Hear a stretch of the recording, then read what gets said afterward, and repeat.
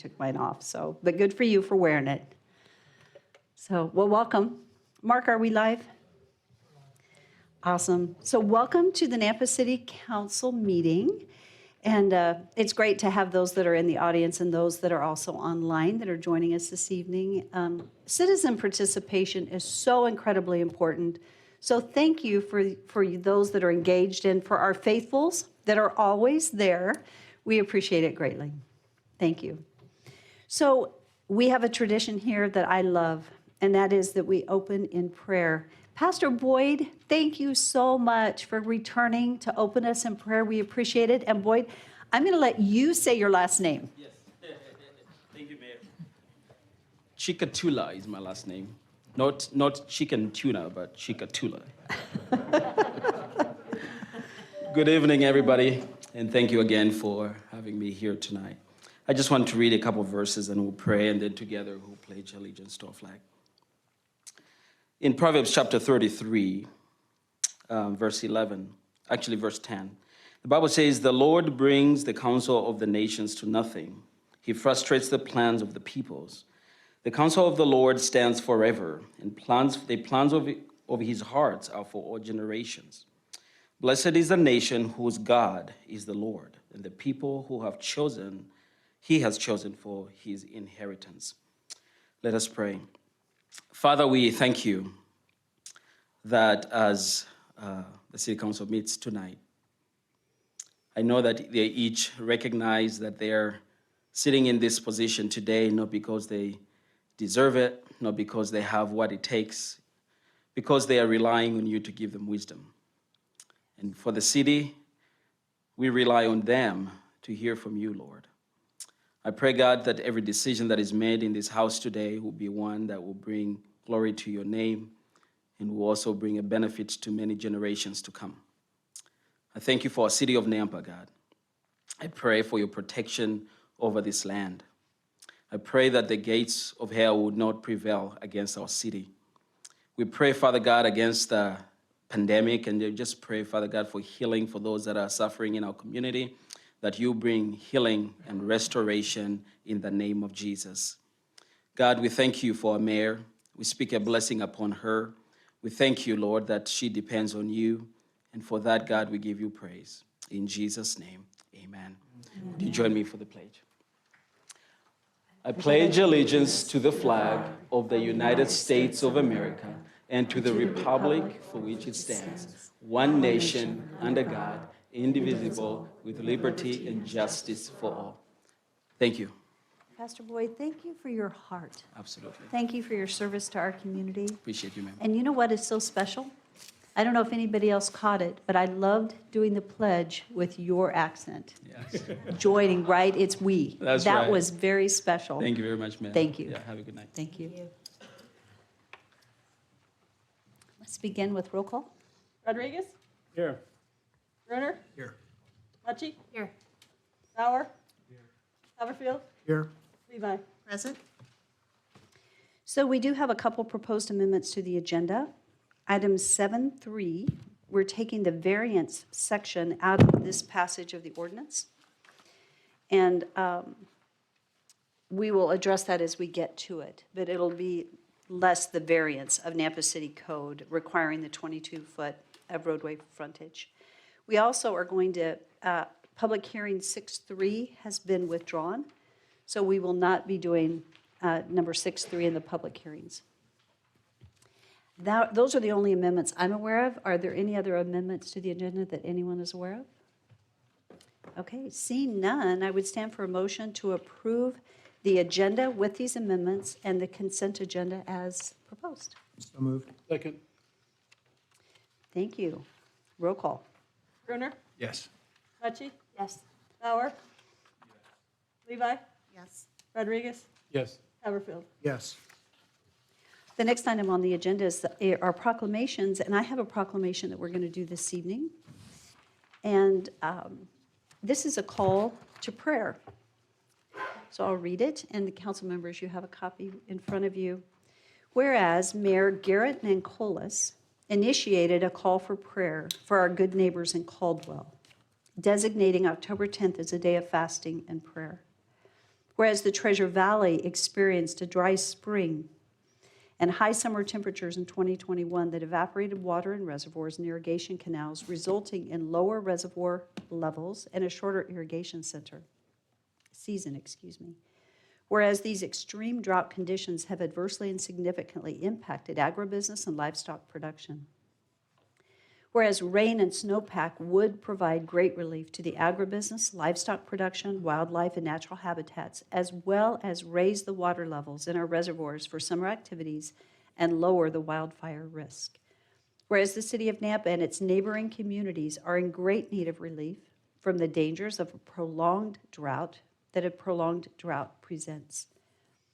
Whereas I call upon the citizens of the city of Nampa to pray for rain and snowpack to relieve our community from drought. Now, therefore, I, Debbie Kling, Mayor of the City of Nampa, Idaho, pray for refreshing, soaking, and substantial rain and snowpack to fall upon the fields and in the mountains that will invigorate our agricultural economy. We pray that abundant water will be available for all municipalities, including Nampa. We pray for the entire state of Idaho, many counties of which are under drought conditions, and call on the good people of Nampa to regard October 10th, 2021 as a day of prayer and fasting for drought relief, for the blessings of unity, rainfall, and snowpack over our communities, region, and state. I just so greatly appreciate my fellow mayor, Garrett Nancolis, for his lead on this, and I thought it would be very fitting for the community of Nampa to follow Garrett's lead. So I appreciate Garrett and his leadership. So there are no other proclamations this evening. So this is the time on the agenda where Nampa residents wishing to speak on an agenda or non-agenda item have the opportunity to do so. There's 3 minutes set aside for each individual. And Debbie, I think you have a list. I have Casey Ketterling. Good evening. Good evening. I'll just leave that mic there. Can you hear me okay? Mayor and members of the council, I appreciate the opportunity to speak. So I am a member of the Bicycle and Pedestrian Advisory Committee. Actually, I'm the chairman of the committee, and we reviewed the Lake Lowell Rebuild Project as a committee. And I've prepared a letter. It's actually in your packet, so you have that in front of you. But I'd like to read that letter to this council. So the Nampa Bicycle and Pedestrian Advisory Committee would like to respond to an item on the October 4th, 2021 City Council meeting agenda. It's actually item 5-6 this evening. In regards to Lake Lowell Rebuild Project, which proposes a road section that includes the addition of bicycle lanes and sidewalk. The principal document that our committee utilizes to guide decisions on the location of future pathways, bike lanes, and other pedestrian amenities is the Nampa Bicycle Pedestrian Master Plan. The vision statement of the plan is our community's primary focus, which states Nampa will work to improve the quality of life, community, health, and recreational access by connecting neighborhoods and destinations through safe walking and bicycle facilities. This segment has been identified as a primary route for bicycle and pedestrians since the inception of this committee, actually, and Nampa's first draft of the Bicycle Pedestrian Master Plan. This section of roadway is located near 2 schools and a university and serves as the primary connection between residential neighborhoods, schools, and the commercial businesses along 12th Street. The local cycling community utilizes this road as a primary connection west to Lake Lowell, resulting in a large number of cyclists riding amongst the traffic during high usage times. The Nampa Bicycle and Pedestrian Advisory Committee believes strongly in the importance of providing bike lanes and sidewalks together, as they both provide a necessary and vital function to the health and safety of our community. The Nampa Bicycle and Pedestrian Advisory Committee would like to express our strong support for the proposed roadway improvements, which are consistent with the approved master plan for this area. It's our understanding that there are some options that have reduced the lane widths for both the cars and bicycle lanes in an effort to reduce the overall roadway section. We are in support of these reductions if they increase the likelihood that both sidewalks and bicycle lanes will be provided. And just on a personal note, that's the committee's recommendation, or that's our letter from the committee. I ride my bike on this route quite a bit, and what I do see is exactly what we believe happens, and that's that a lot of people ride their bike down this road, and a lot of people walk. There's a lot of moms with strollers. There's a lot of pedestrian activity on this section of roadway, and I believe it's because of the large number of homes to To the west, it's actually one of the primary accesses to get out to the lake, and it's connecting a lot of schools and a lot of other features around there. So anyways, just on a personal note, I've actually seen it myself, and it is widely used. So we would support doing both bicycle lanes and pedestrian lanes. So, Thank you. Before you go, are there any questions? yeah, any questions for me? I would like to say thank you. Thank you for serving, thank you for your leadership, and thank you for coming tonight. Really appreciate You it. bet. And I appreciate you letting me be on the front of the agenda. I've got a conflict, so I've got to slip out quickly, so I don't mean to speak and run, but that's probably what's going to happen. You're welcome to. No judgment. Thank you. Okay. a Thank you great for your evening. service. Thank you very much. Good night. You don't want to stay here until midnight? No, I'll get elected. Okay. Yeah. Now, we decided by, I think, 8:12, 8:15, and 8:30 are the Yes. goals. There you go. Okay, next on the agenda. Harold Halley.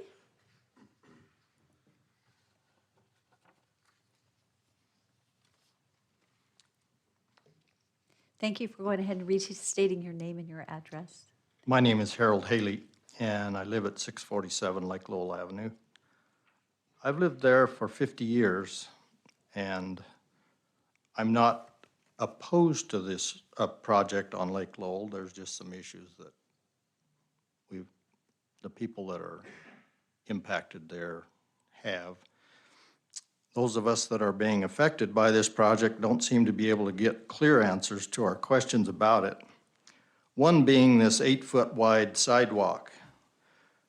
No other street running east and west from Lone Star to Greenhurst has an 8-foot wide sidewalk. Another question is, and this was partly what he was talking about, where will these bike lanes end going west? If at the canal, these have already been problems, there have already been problems there in years past with children being struck right at the crest of that hill. We had a death there a number of years ago that was very sad.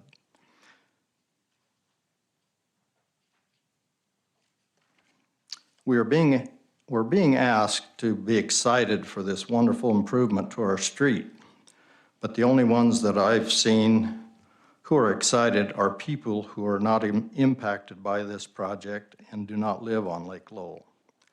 Having the sidewalk and the traffic pushed practically into my living room does not excite me. Thank you. Thank you so much for coming, and thank you for sharing that.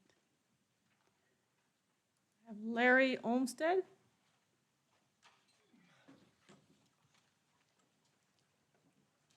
I thought the first speaker was bragging when he said he'd speak and run. I'll speak and hobble. I'll make it. Well, I come to you, I guess, with trying to clarify some. It seems like something I did Saturday night raised some hackles. Let me put it into perspective. My beloved Razorbacks were wiped out, 35-0. Boise State gave away a game. And I sat down on my computer about 9 o'clock. I swear, Google needs to put a filter on anybody that over 65 has probably missed their bedtime and ought not be able to send an email at that. So I sent that email that night, went back the next morning, tried to smooth it over some, and probably made it worse. But anyway, I earned myself a meeting today with Nate and Mr. Miller and Mr. Hawes, and it was informative. And I made a grave error Saturday night when I talked about a study that was being done between September this year and December. Well, it's actually September this year and December next year. And if you do that, then I don't have any problems with the study. So it's not only necessary, it's critical. Following today's meeting, I decided, thank you, Patrick. My wife does it at home. I decided I'd go back and read the Memorandum of Understanding. And I could talk to you for quite a while, but I figured I'd better prioritize since we've got a 3-minute limit. Under 1.1, it says the feasibility period, and that's October 21 through December 22, the period we were talking about. During the feasibility period, the parties, not the party, but we're talking about IWWGC and NAMPA, will evaluate feasibility of the Mason Creek project to generate up to 13,500 pounds of phosphorus. And they're going to do this by looking at the reduction in phosphorus, nitrogen, sediments, and stuff like that. To me, Nampa doesn't have any business being involved in that study. The developer is developing the project. He should stand for that. And this is something that would be decided later on, obviously, but I'm just telling you that part bothers me. The part here that says DEQ's recognition, certification, and approval of phosphorus credits, I agree, Nampa should check that out. We need to know if DEQ will allow it. Then there's a statement in here, an evaluation of the availability and structure of project participation funding, including the feasibility of using City of Nampa's non-point source sponsorship option in the DEQ state revolving fund. Councilman Haverfield and Bruner are on the Wastewater Design Review Committee, and I think we're in hock already to the revolving fund for about $160 million. Before, I'd like to ask, I know we have an ending, but I want to hear the ending of what you're saying. What's that? I know that your time is up, but I would like to hear the remaining that you have to say. Okay. Well, and to me, the real kicker in this whole thing is it says that participation, structure, evaluation, that's from now until December. What's going to happen between now and December? The parties shall consider the level of city's contribution to project funding, as well as extent, if any, of the city's management control of dedicated portion. According to this, by December, you guys are going to decide. Are you going to fund it? You're going to participate? And the study hasn't even been done yet. And to me, that's a classic case of putting the cart before the horse.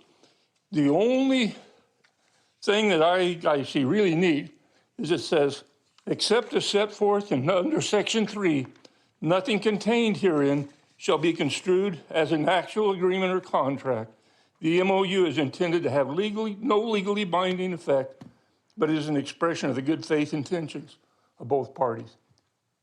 When I knew there was 800 pages in your packet, I thought there might be a chance that one of you might not read all 800 pages, may not catch it.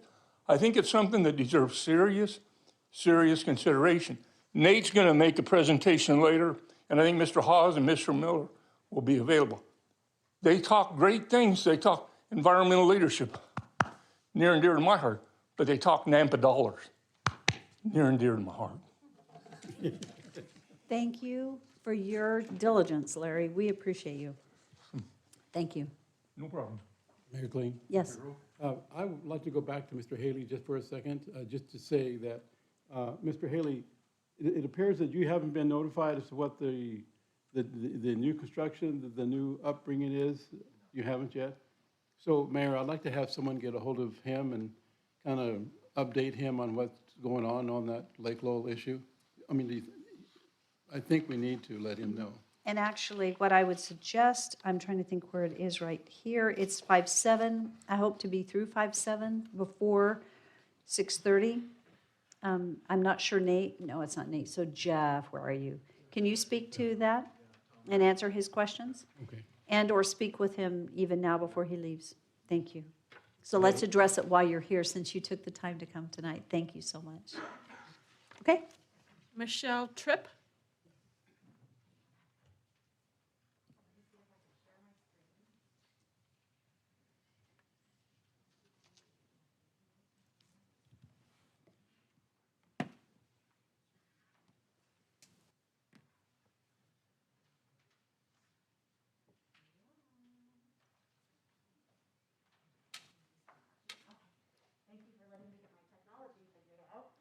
So, hi, it's great to meet you guys.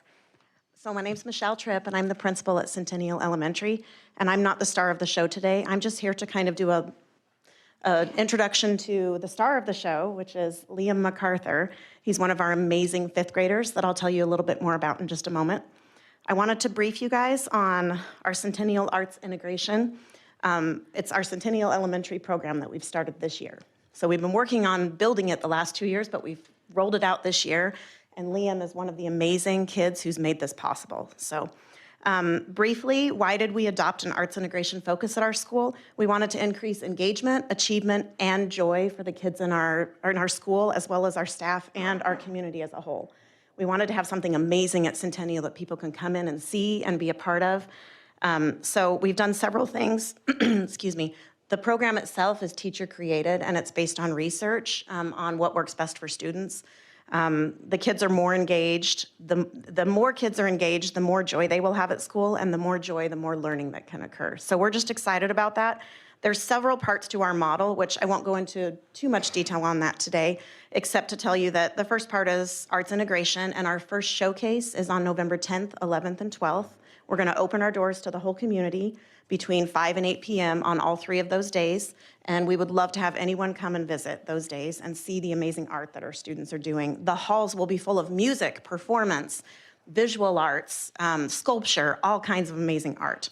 So we would like to invite you to attend that if you can. It would be great. Arts enhancement is just the stuff that our teachers are doing day to day to help teach multiplication. In fact, Liam's little brother Lachlan was just telling me about the multiplication he was learning in his 3rd grade class today. And they were using blocks and drawings to figure out how to multiply numbers for the first time in 3rd grade. So he was telling me that, and he was very proud of himself for the multiplication that he can do after today. So that's our arts enhancement. We also have Teaching Artist program, which is where we bring local artists in and do projects side by side with our students. So we've created a couple of murals in our school where students are actually doing the designing and the creating guided by local artists that come in and work with our students. It's a pretty exciting program. And the last one, and this is where Liam has been amazing, we have a display feature where every wall in our school and even the ceiling tiles eventually are going to be student-created art embedded in every space in our school. So that was a really brief and quick overview. I put a bunch of pictures in here, but I really want to get to the good stuff, which is Liam. So I'll scroll quickly through these. These are some pictures of our 3rd grade class of ours doing some art letters. We also have digital arts, which we're doing 3D printing and graphic arts design with our kids. You can see the pride on the boy's face in the middle as he shares some of the graphic arts that he's working on. We also have our mural, which there is a YouTube video that's several minutes long that I won't play for you at the moment, but it's students actually creating the art with the teaching artist. So there's a little link to that. You can find that on our Principal Trip YouTube channel if you want to look at it later. It's pretty amazing. It is all student designed, student created, and student painted. So pretty powerful stuff. And it covers an 8-foot by 4-foot section of our wall. No, I'm sorry, 16 feet by 4 feet section of a wall right by the office. So we also have lots of displays, and this is where we'll get to Liam, of art around campus, including our Thursday mornings music and Murphy in the morning. So our music teacher rolls out her piano, and she plays music for us in the morning, and Murphy, our therapy dog, joins. And so as kids come in the doors, they're greeted by our dog and music, and it's a really awesome morning. And then we also have a Young Rembrandt's art program that comes to our school. And last but not least, definitely not least, we have Liam. And Liam is our first ever Student Artist of the Month, and he has set the bar really high for future Artists of the Month. You can see here a display that's a great picture of Liam, and then just some sampling of some of the art that he has done. He's done these all by hand. He's done them all in his spare time, and he's self-taught, except for the time that he's been able to start learning at school. And it's for kids exactly, I'm gonna get emotional, but it's for kids like Liam who haven't had a way to express that before necessarily, that we have designed this program for arts integration. So it's for all kids, but Liam is a perfect example of why it's so important that we push into this. You can see here a picture of some of our kindergarten students enjoying Liam's artwork. They were waiting for pickup after school, and the little girl on the far left could not stop kissing that picture of Liam's. She probably kissed it 10 times before I told her, you gotta take your mouth off the picture. But she was so cute and so delighted. They're all pointing to their favorite artwork there. One of them can't even reach high enough, but he loved this piece of art right here, the acorn. He just loved it. He wanted, the cupcake. He thought it was an acorn. It was really cute. He probably would have loved it even more if he knew it was a cupcake. but they just love it. So those are some of the things we're doing. And now, turning the time over to the amazingly talented and amazingly kind Liam MacArthur.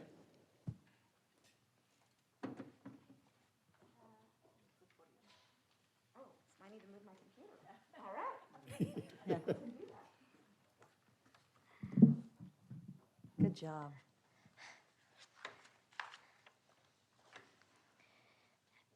Principal Tripp, Mayor Kling, and the City Council members. It is a pleasure for me to be here today. My name is Paul Liam Waltz MacArthur, or I go by Liam. It is an honor to be the first ever Centennial Elementary Artist of the Month. I would like to thank Principal Tripp for starting this program at Centennial, recognizing my work and inspiring artists like me to feel joy and happiness in our journey for lifelong learning. I would also like to thank the City of Nampa for inspiring me with various art pieces around the city. I am inspired by the restoration of the old library, the art on the parking garage of the new library, the painted utility boxes, and several large wall paintings. I love Nampa, and I hope to be a part of that art someday. At this time, I would like to present the mayor with a gift of original piece that I drew of our famous historical train station.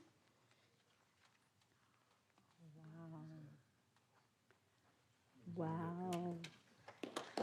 That is beautiful. Do you want to bring it forward? Come on up here. We will display that at City Hall. That is absolutely beautiful. Let's turn around and hold that up. And there we go, and let's take a picture. Thank you. That is beautiful. Thank you so much, and come visit my office, and we'll find a place to put this so everybody can see it. I'll pass it down. Oh, absolutely. Liam, we're so proud of you, and thank you so much. Thank you. I'm proud of you. Good for you, and great speaking. Excellent. Thank you. Thank you. And thanks to the family, Liam. Oh, yes, and Liam, Amy, where are our Liam, pins? Liam, Oh, Victor has it. Thank you. you gotta get fist bump, all these guys, okay? Oh, yeah. There. Get a fist bump. What do you give you is what I want to know. A pin. All Oh, right. yeah. What do I have in here? Oh, you get my bell, Liam. If he was giving me $100 bill, I wanted to. Oh, and thank you so much. You're amazing. Thank you. Mayor Kling, Yes. Principal Tripp, this is amazing, and your parents are just a little tiny bit proud, Liam. Oh, So we're still trying to come up with our next 2C Kids Week, and I think we should do, where's Amy Bowman? I think we should do a modified mural, and we should let you guys paint it. What do you think? You're probably gonna have to talk to Councilman Haverfield, because he's kind of the big boss of like what happens downtown. But we'll have to find he's on a commission that gets to approve the art. So do you remember the big art mural that got painted on Rolling H downtown last year? Let's brainstorm a modified one and have you guys do it this year for our 2C Kids Succeed. And we will highlight how important this integrated art program is for you guys. Would you want to do that? Okay, let's double fist bump on that one. I'll be in touch with your principal. Ring your bell. Mayor, I know that NNU Art Department, and I work at NNU, so I know they do some of those murals on the walls, so where you could join in with some college students and. Maybe that's where we'll do the mural. oh, good idea. We'll cover the cost of all the supplies and we'll work with Councilman Bruner to get it done. Okay? We've got to do it before the snow That's hits. what much you will pay for all the supplies. We will. Yes, I will. Liam, We will, because you are talented and it's an important, Amen. good job. Liam, go see, You got a you few got more some to more go over there. Okay, a few more fist bumps. There you go. How old are you? 11. About 7 years. Come back and see me. After he goes to NNU. Job. Oh, my goodness.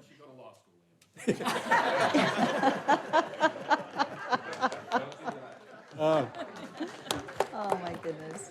I've got dubs on him. He's going to be a police catcher, so there. Thanks. Thank you. Thank you. Thank you, Liam. Thank you. If you want to keep following Liam's career, because it will be for him, here's our information on where you can follow us and all the things that we're doing at Centennial. So you'll see a lot more of Liam and other students like Liam that are very talented. Thank you. When was the open house again? It's it's during parent-teacher conferences. So the times that parent-teacher conferences are, we're opening our doors for the open house. So November 10th and 11th from 5 to 8 p.m. And then November 12th from 8 to 11 and 12 to 4 p.m. Let's see if we can get the mural at NNU done in advance. Yeah. Well, better before next week when it gets 50 degrees, yeah. Well, it'll be warmer. But we'll Be be amazing. in touch. Yes, Liam, thank we're you. excited.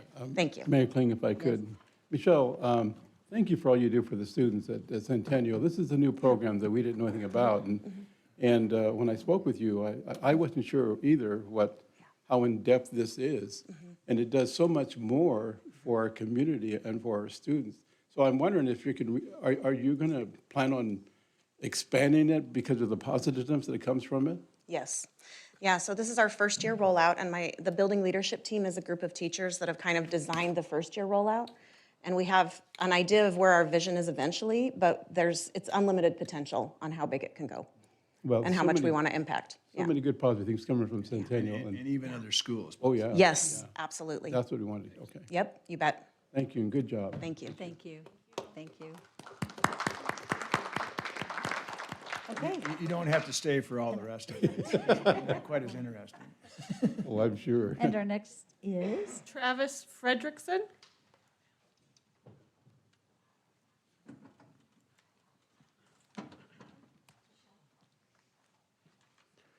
Can you beat that, sir? No. In fact, I'm sitting here thinking I should have given Liam my material, and he got a pretty warm reception, so it would have been good. Thank you. Travis Fredrickson, 701 Lake Lowell. I'm actually Harold's next-door neighbor. I've only lived there for 31 years. And then our other neighbors are here as well. And so I'm here to address 5.6 and 5.7, which is what you're going to propose to take action on, and the Lake Lowell project, and I'm not terribly excited about it either. Somebody spent a lot of time, which I'm grateful for, answering a lot of questions. That we had a meeting of all of the neighbors at my house, and the contractor that you all hired was kind enough to come out and take notes and then ask the city to respond to that. And I've got all of those responses right here, and you probably can have them as well. And it really doesn't make any sense, honestly, why in the world this is happening.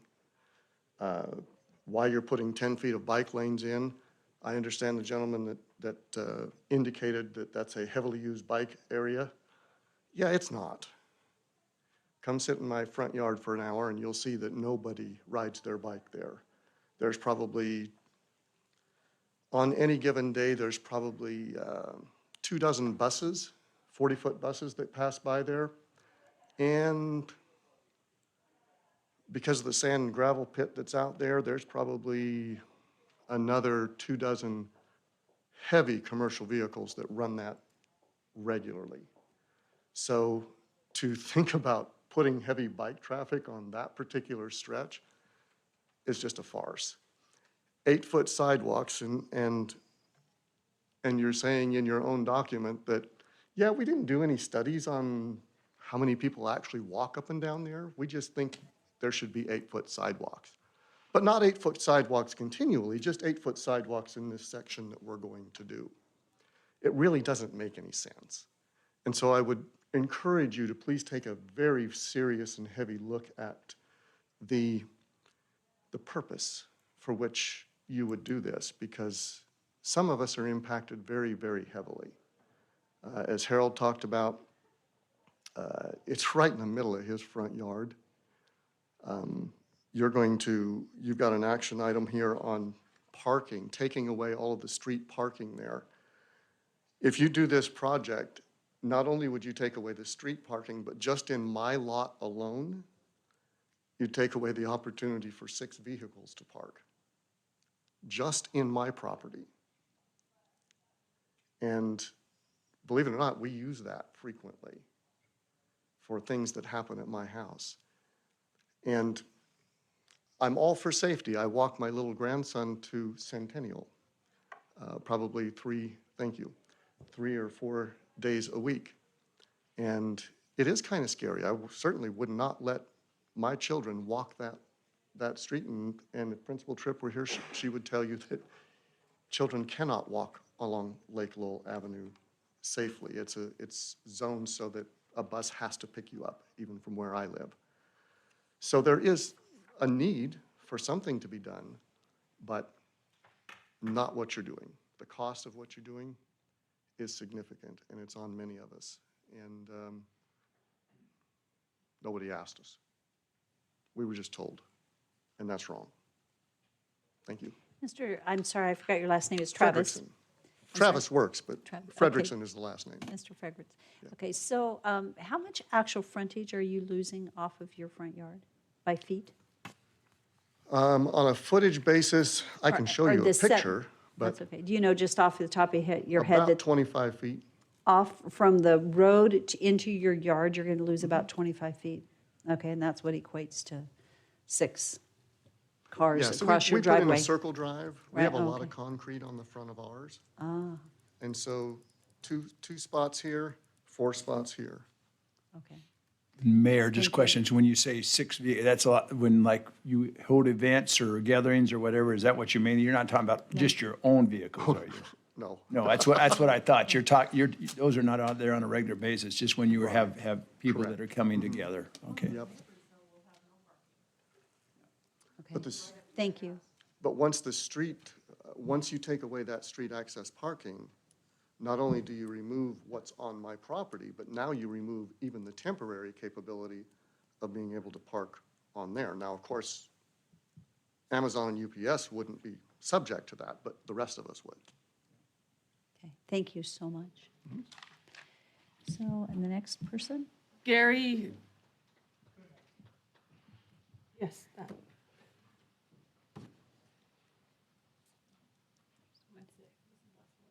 I was going to say if she wants to speak.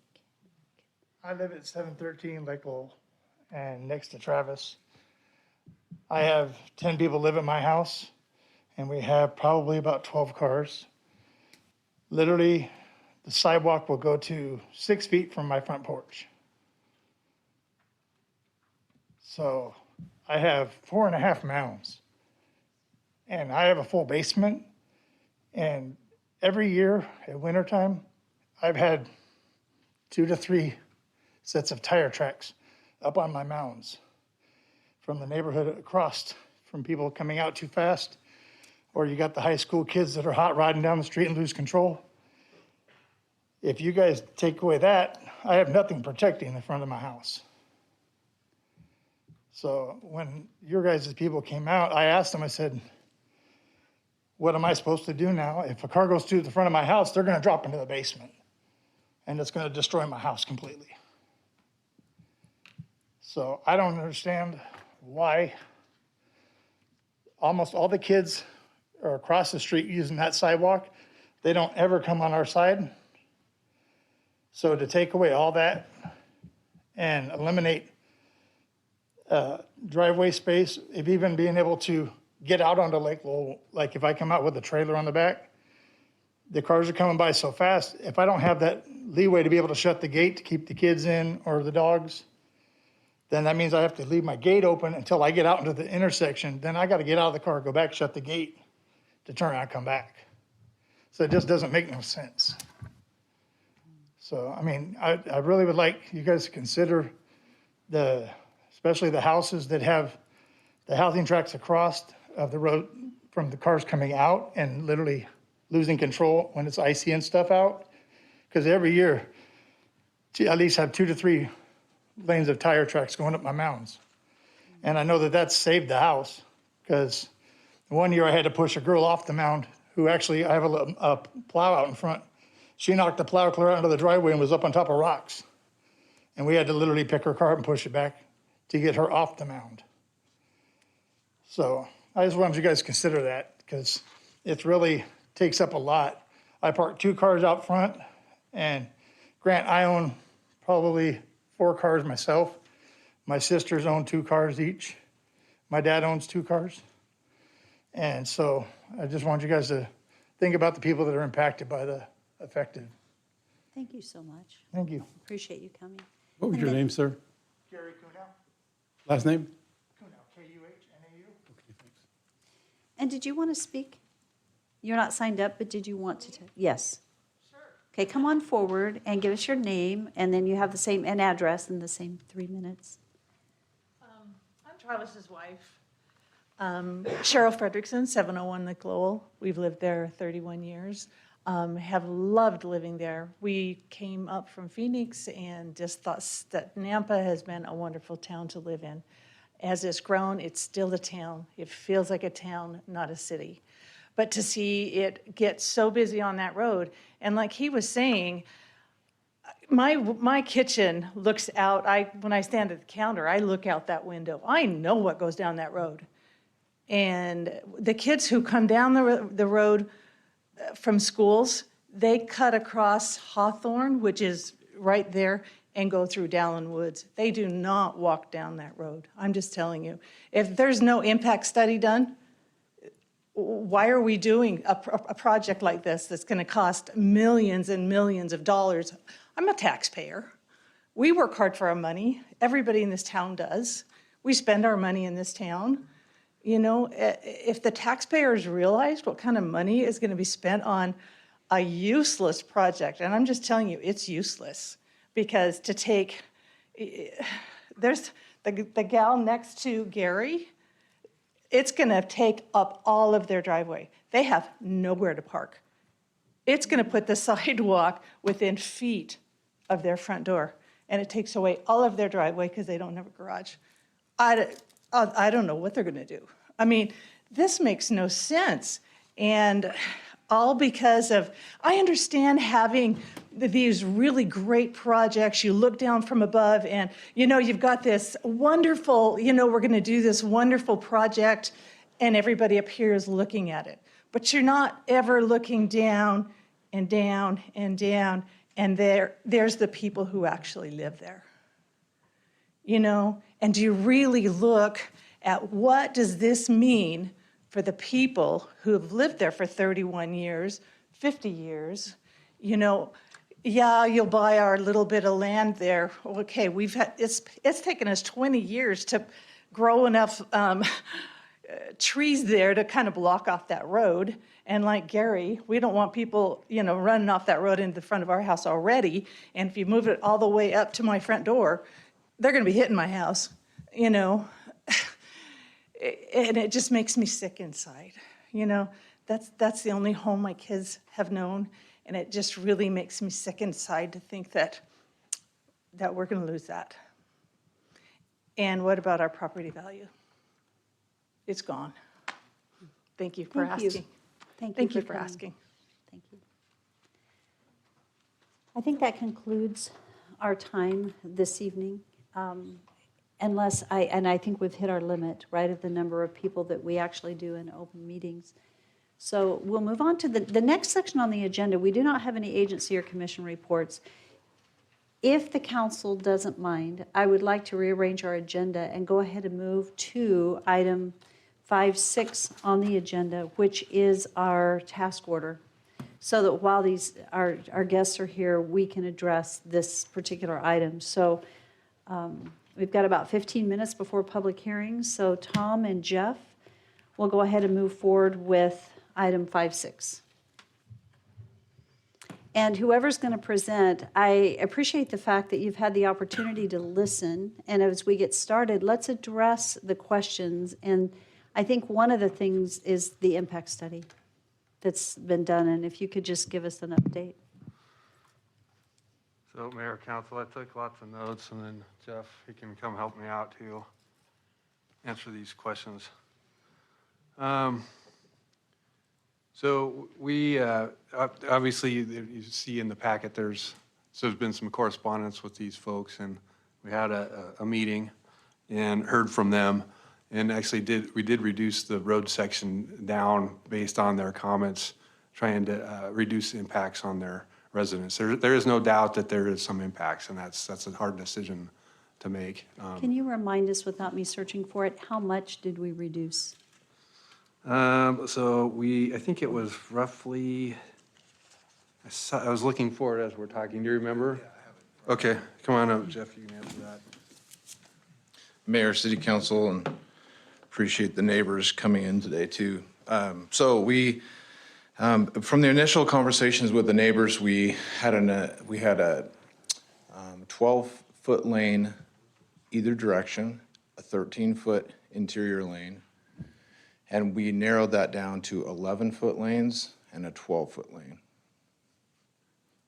So we reduced The it. total reduction was 4 feet? 4 feet? Yeah. 4 feet, okay.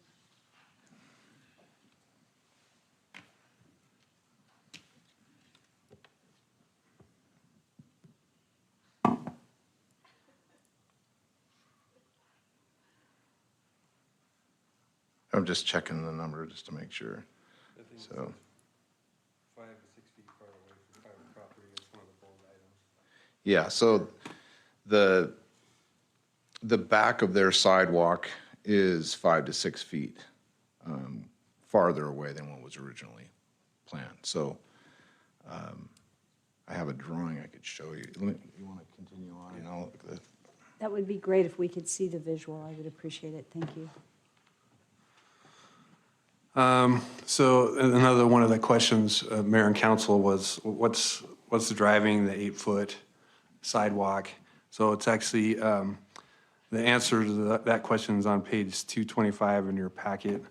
And a lot of it has to do with we design our roads to federal standards. And the reason that we do that is when we're able to design these projects, then to move them forward as grant applications. And if it meets all the federal standards, then we're able to actually use that federal dollars. If we miss some portion of it by not following the policy on the WIS, then those projects become ineligible, and then NAMPA's dollars will have to pay for the whole thing. So that is one of the criteria. So actually, it's the AASHTO standards on the width of the sidewalk, and that's a national standard. So in that packet, it says it can range from 4 to 8 feet, although also our own NAMPA policy talks about if you're near a school, it should be more than 5 feet and more towards the 8 feet. So that's how the 8 feet came about. Another thing in the AASHTO guidelines, which is on 225, is just a 5-foot sidewalk in itself with a mailbox on it is enough of a restriction that it doesn't, completely cover that traffic or the foot traffic going both directions. So the 8-foot includes the 5-foot plus the mailbox on the sidewalk. So that's, again, we tried to reduce this down some so it'd be less impact. We know it will still be.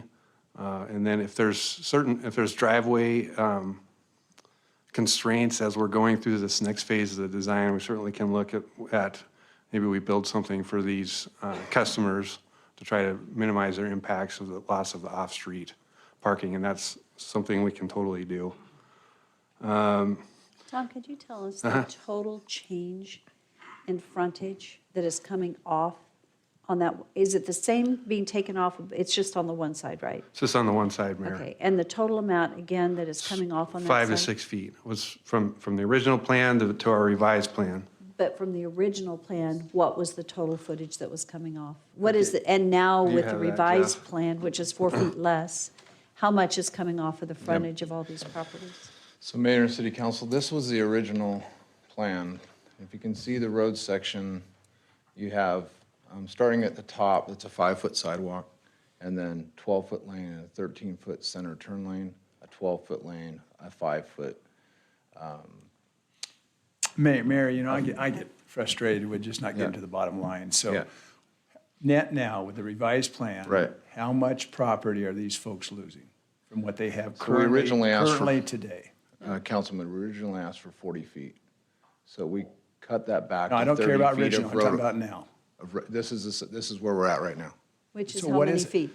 So we took 40 right away, 40 feet of right of way on the original design, and now we're taking 30 feet, which you can see there is about 5 feet of difference. So they from are both. losing 30 feet? We have to look at where, so if you look at the drawing, it depends on the house. And so let me move this drawing around, it'll help illustrate it. Okay, so this is not a straight line, it's a curve going, or what? The houses are different locations from the But road. each property, I don't care about. doesn't where matter the where the house house is located, each property is losing 30 feet of right-of-way. No. Is that from the center line of the road? It's from the existing center line of the road, there's 30 feet. But in some areas along the stretch, we already have right-of-way. And so in these areas, we're requesting 30 feet. Mayor, I'm sorry, I'm getting more frustrated. Okay, So- so I live on Lake Low on the south side. Okay, my front grass, where my property line is, on the average, how many feet on my property line am I losing in my front yard? And So this is their property line. I see Right. hands. Does that mean it's your testimony, or we got 5 feet? Yeah. So we originally asked for 25 feet, and that was reduced to 15 feet. I don't care on- about original. So I'm there, talking so about the now. 15 feet on the second Jeff, round, on the I redesign. know I like you and respect you, but stop going around the bush. I just want to get to the bottom line. So we're losing an average of 19 feet per property. Quarter acre, based upon, they want to say. 15 feet. 15 feet. I'm talking about where it is now, 15 and then feet. moving into whatever area, grass, okay.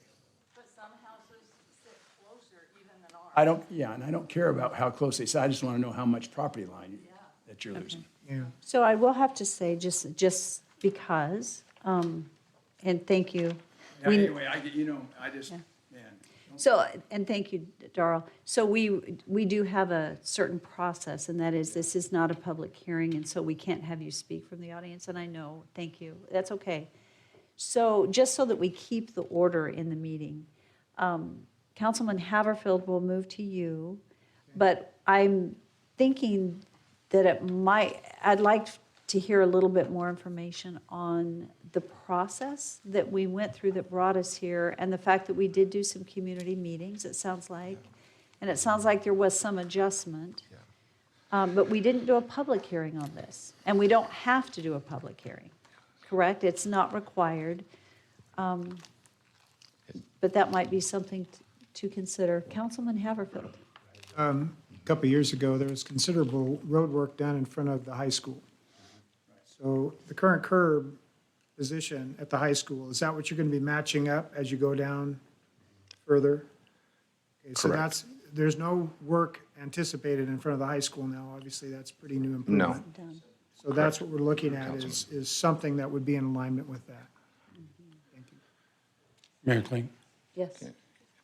Okay, so when this whole project began, I was at several of the hearings, and I questioned the following. Number one, the subdivision on the north side, that's the bulk of the children. That's where they go to school at Centennial. That fits well with the traffic. Well, I should say the pedestrian traffic. And so the kids don't have to cross the street. They're safe there.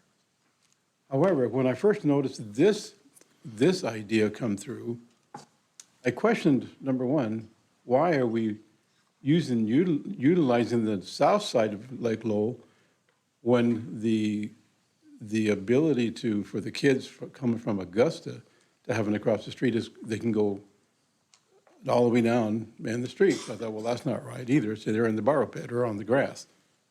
But the majority of the kids are on the north side. So now, I don't believe this is a good idea. I never have. And I think I've questioned you about that because of the length of the width and and how much property of all, the most important, how much property we're taking from these folks. And it appears that there's got to be another way to look at this, because I surely am not going to support it if there isn't. I don't like taking property from residences. I won't do that. But I wonder if there's any other solution that we can, and I know Jeff and Tom, you guys have been on this for a long time, and I know you've tried so hard, but I'm just not sure I'm there yet, Jeff. Mayor and City Council, so we started the process with an open house a couple years ago in 2019.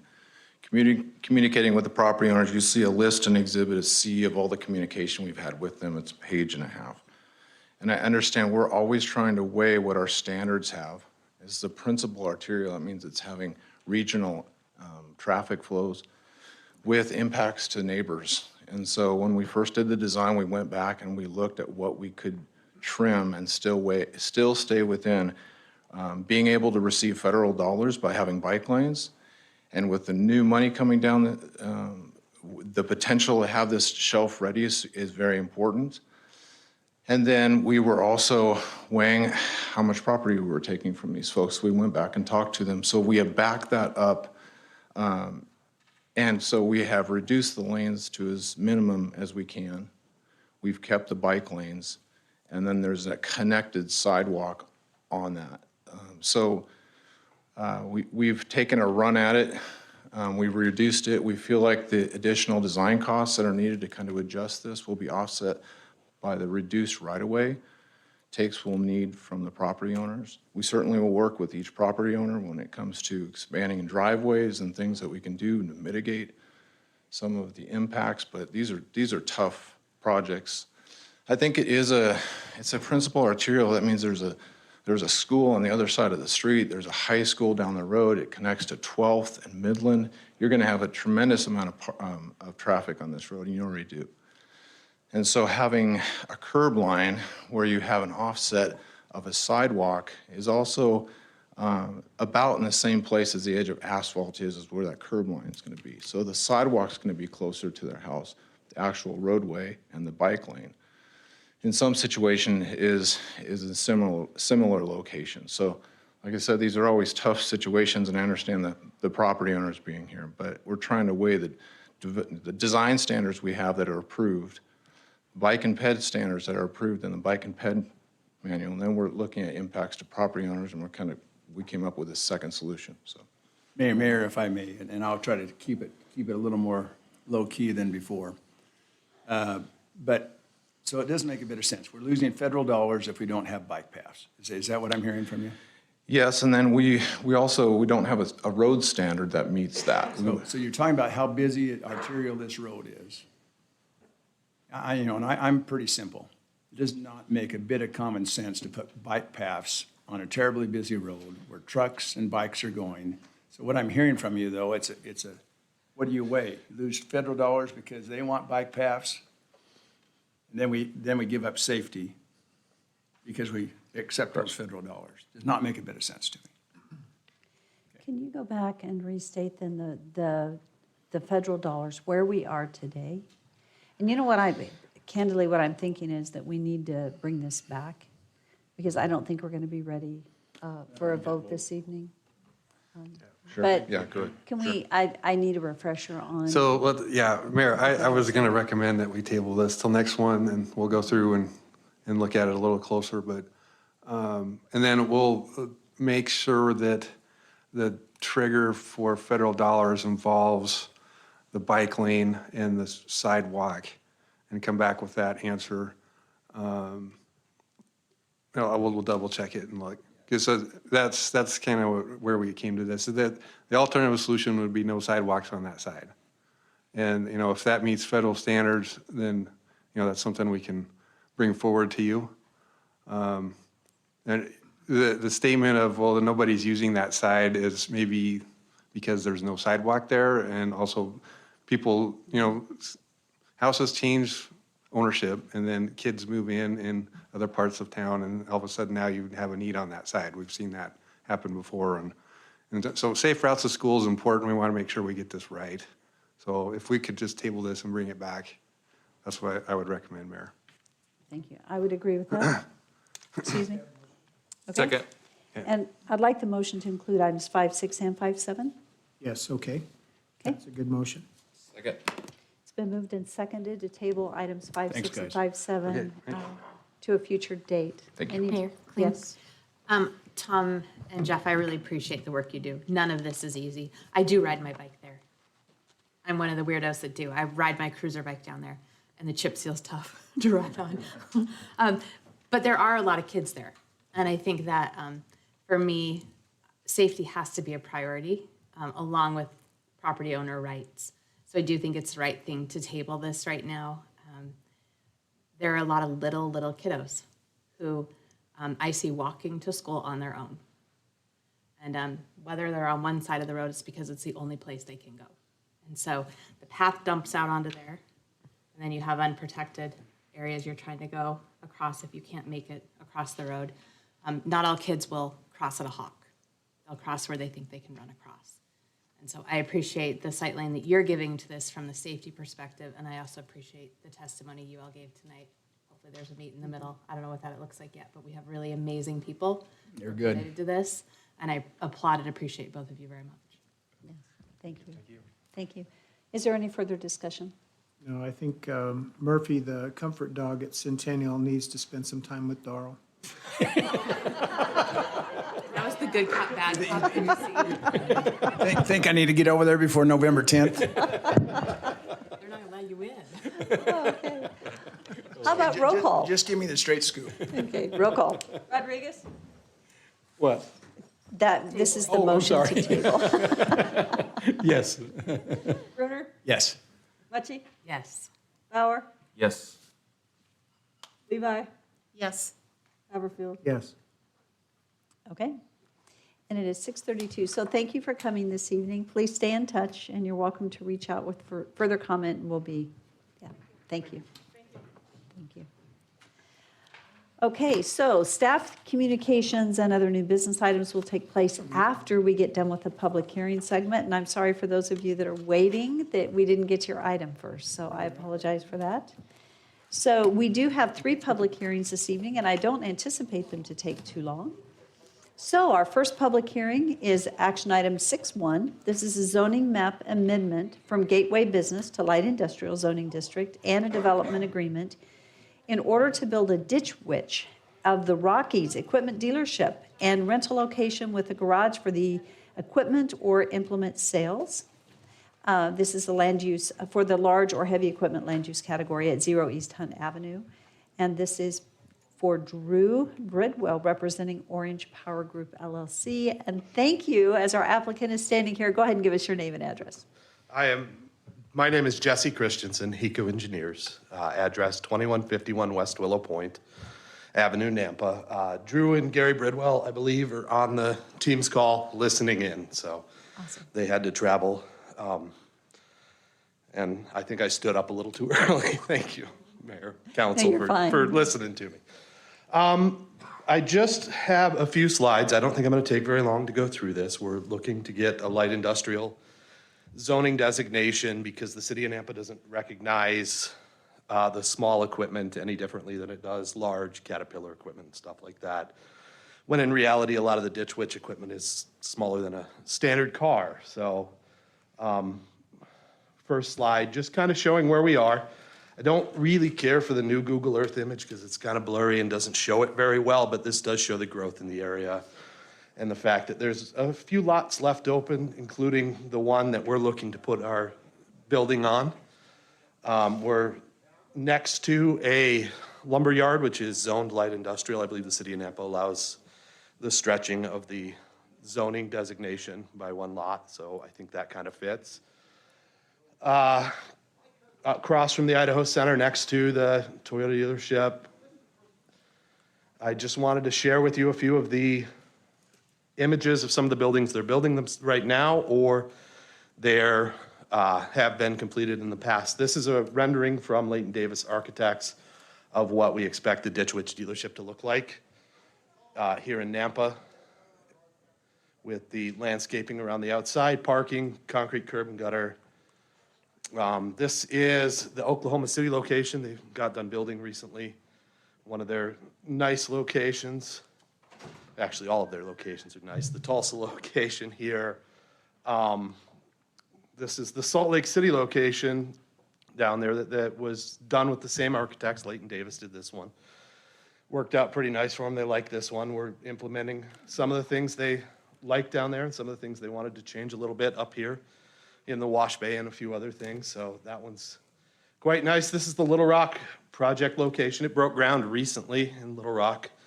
They're moving along pretty well. So that's really about all I have for the slides. I think we put together a nice building. It fits well in the area. Landscape plan has been submitted, landscaping around the front and the sides, all of the all of the stormwater retention is in the back, so you really don't see that along the train tracks. I think it's gonna work well right there. So I am here for questions if you have any, so. Thank you. Council, do you have any questions at this time? Mayor Kling? So you've already gone through the Design Review Commission? We've been through the design review, yes. Great, thank you. Thank you. So we will have you back. So if I don't know if there's anyone to testify. If there's any questions that come forward, we'll have you back to close in just a I'll minute. stay close. Thank you. Thank you. Okay, Parker, is this one yours? Great.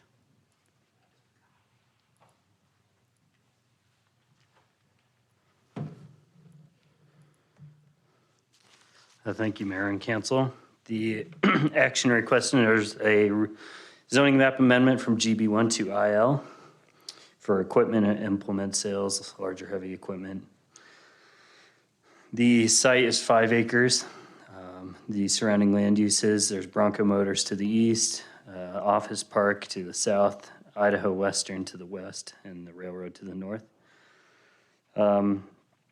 The design review was completed in June of this year, and in July, Planning and Zoning Commission recommended approval of the rezone.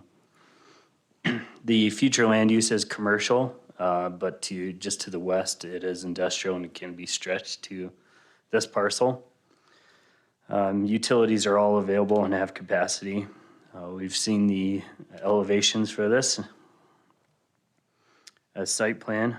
Most of the site will have just storage in the back behind fencing. The uses in IL, there's a large variety of uses that are permitted either by right or conditionally. And we can go over any of those if you have questions. The conclusions of law required for zoning map amendments are in the staff report, so I won't cover those. All right-of-way is already existing, so they won't need to dedicate any of that, as well as the frontage improvements. There was a letter of opposition submitted by Diane Chacon of Century Development Group stating that heavy equipment dealership is not an appropriate use in the area. The surrounding land uses are Class A office, medical office spaces that were developed in conformance with GB1 standards. The proposed use would devalue surrounding properties not in the interest of the public. The GB zone establishes a high-end gateway to the city. It's in the best interest of the public to preserve the vision of the Gateway Business District. And that letter was submitted in the staff report as well. As I stated before, the IL zone would be stretched to encompass this lot. The change of zoning would increase the amount of industrial land, which has been stated as a need for the city. The property is between a industrial use to the west and a car dealership to the east, so it can be viewed as somewhat of a transition between those two uses. The need for a development agreement comes from we would include the design review standards in that development agreement. This project's already been through design review, but if this project falls through, then those conditions would apply to the next project. These are the conditions of approval and a potential motion for you, and I will stand for any questions. Thank you. Yes. Just trying to get my bearings here. To the north, is that a rail line or is that a ditch? Councilman, to the north, that's the railroad. Okay. So their access would be off of Hunt Avenue? Correct. As far as fencing around the property, is there a development agreement plan to be a part of this project that spells out what type of fencing would be required for site obscuring? Councilman, the fencing would have to adhere to our design review, which doesn't allow chain link fence. So it would have to be, a higher standard fence in a sense. So has that been defined? I'm not sure if the materials were included in the design review, but we can certainly look at that in deeper detail if you have conditions that you would like to add for a certain fence I'm just type. thinking as far as what's going to be possibly stored, if it's a site obscuring fence, if it's defined in a development agreement or a requirement by the Design Review Commission, that just needs to be spelled out someplace. Correct. The type of use would require it to be site obscuring if it's not paved back there. 6 foot? Correct. So can I ask a quick question regarding that? What is the property to the west? Remind me what that property is. It's a lumber yard. Right. So I'm just trying to think, and the property to the east is a car dealership. Correct. Okay, and this is a implement dealership. So why would we require, are the other two properties, do they require fencing? Fencing is required if it's screening materials or anything that's left unpaved. Anything left unpaved? So because they're paved, they don't require fencing? Is that correct? Regarding other two the properties? dealership? The dealerships, the lumber Correct. yard and the dealerships, okay. Okay, thank you. Because I'm just thinking they're very similar uses. It's just, that was the purpose of my question. I think the concern was more from the south, not from the east or west. But there, on the east side, there could be the ability to look back into the back of this lot, and if there's just things left, I'm not sure how that's going to be planned out. It's a very large area. Right. So if there's just equipment back there that's in a state of disrepair, or maybe the applicant can speak to that, what's going to that'd go be on back there. a good question to ask if this is new sales or if it's got used equipment in the back. That's part of their yard, like Vish's RV or something like that, then it makes sense that you'd have it open so that it could be seen. Those will be good questions to address when you come back. Are there any other questions for Parker at this time? Okay, seeing none, we'll open the public hearing. And for the public hearing, I have nobody. there's no one signed up. Is there anyone here that had intended to testify on this issue? Looking, okay, seeing none.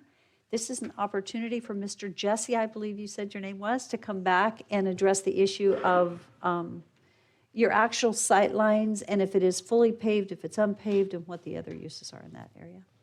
Could we get the site plan back up, please? Okay, very good. The front third of the lot is paved.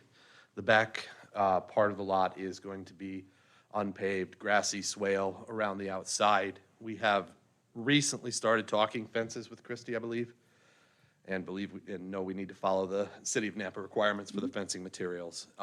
This dealership will sell new and I believe used equipment.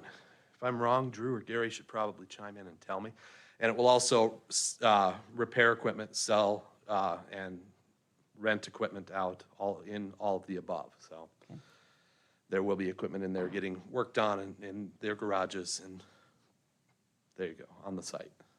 Okay, so in keeping with your question, I'm trying to think, is there a fence there to where you create a barrier from your parking area back to the holding area?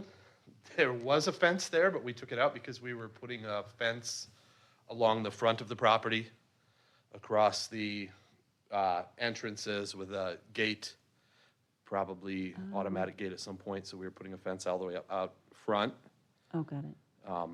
But we did at one point have two fences. There was a separation between where it goes to gravel in the back behind the building. Actually, I'm sorry. I said that wrong. It is behind the building, so it's probably about 50-50 where it's going to go to gravel. So. Okay. Councilman Mayor, Haverfield, yes. So Uh-oh. Somebody talking? Was that Gary or Drew? This is Drew Bridwell. Sorry to interrupt, Jesse. City Council, I just wanted to clarify something on the equipment that we do store there. 90% of what we have will be brand new equipment. And at all of our locations, we typically store those towards the front of the property around by the building. Anything not used, customer equipment that's being worked on is always stored in the very back, and that is typically on gravel back of the property. So did the Design Review Commission require you to put a fence around that portion of the property that's not paved? The fence will go around the whole property. They didn't designate anything between the front half and the back half, did they? I don't believe. So it'd be 6-foot site obscuring fence to meet their standards. Yes. What about landscaping is the only landscaping along the frontage road? The landscaping is along the frontage road and along the east side. The west side has a chain link fence from the lumber yard, and that's going to be a landscaped swale for stormwater retention in the back of the lot. So there were no plans for trees on that side. Going to be a dry scape, or is it actually going to be vegetation? Vegetation, grassy swale. Then the east side, you say you will have trees? I believe there's trees on the east side, yes. Good. Thank you. Are there any other questions from City Council on this issue? Okay, seeing none, is there anything else you or your team online would like to share? I don't think I have anything else to add. Drew? The voice from above? I do not. Thank you very much. Thanks for the opportunity. Thank you. Okay, thank you. If there are no further questions for the applicant, I would stand for a motion to close public hearing. So move. Second. All in favor? Aye. Okay. What is the will of the council? Mayor Kling? Yes. I believe they've gone down they've jumped over several hurdles to get here, and project looks good. I like the building design, and so I'll make a motion to approve the zoning map amendment from GB1 to IL as presented to us this evening. With conditions? With conditions of approval.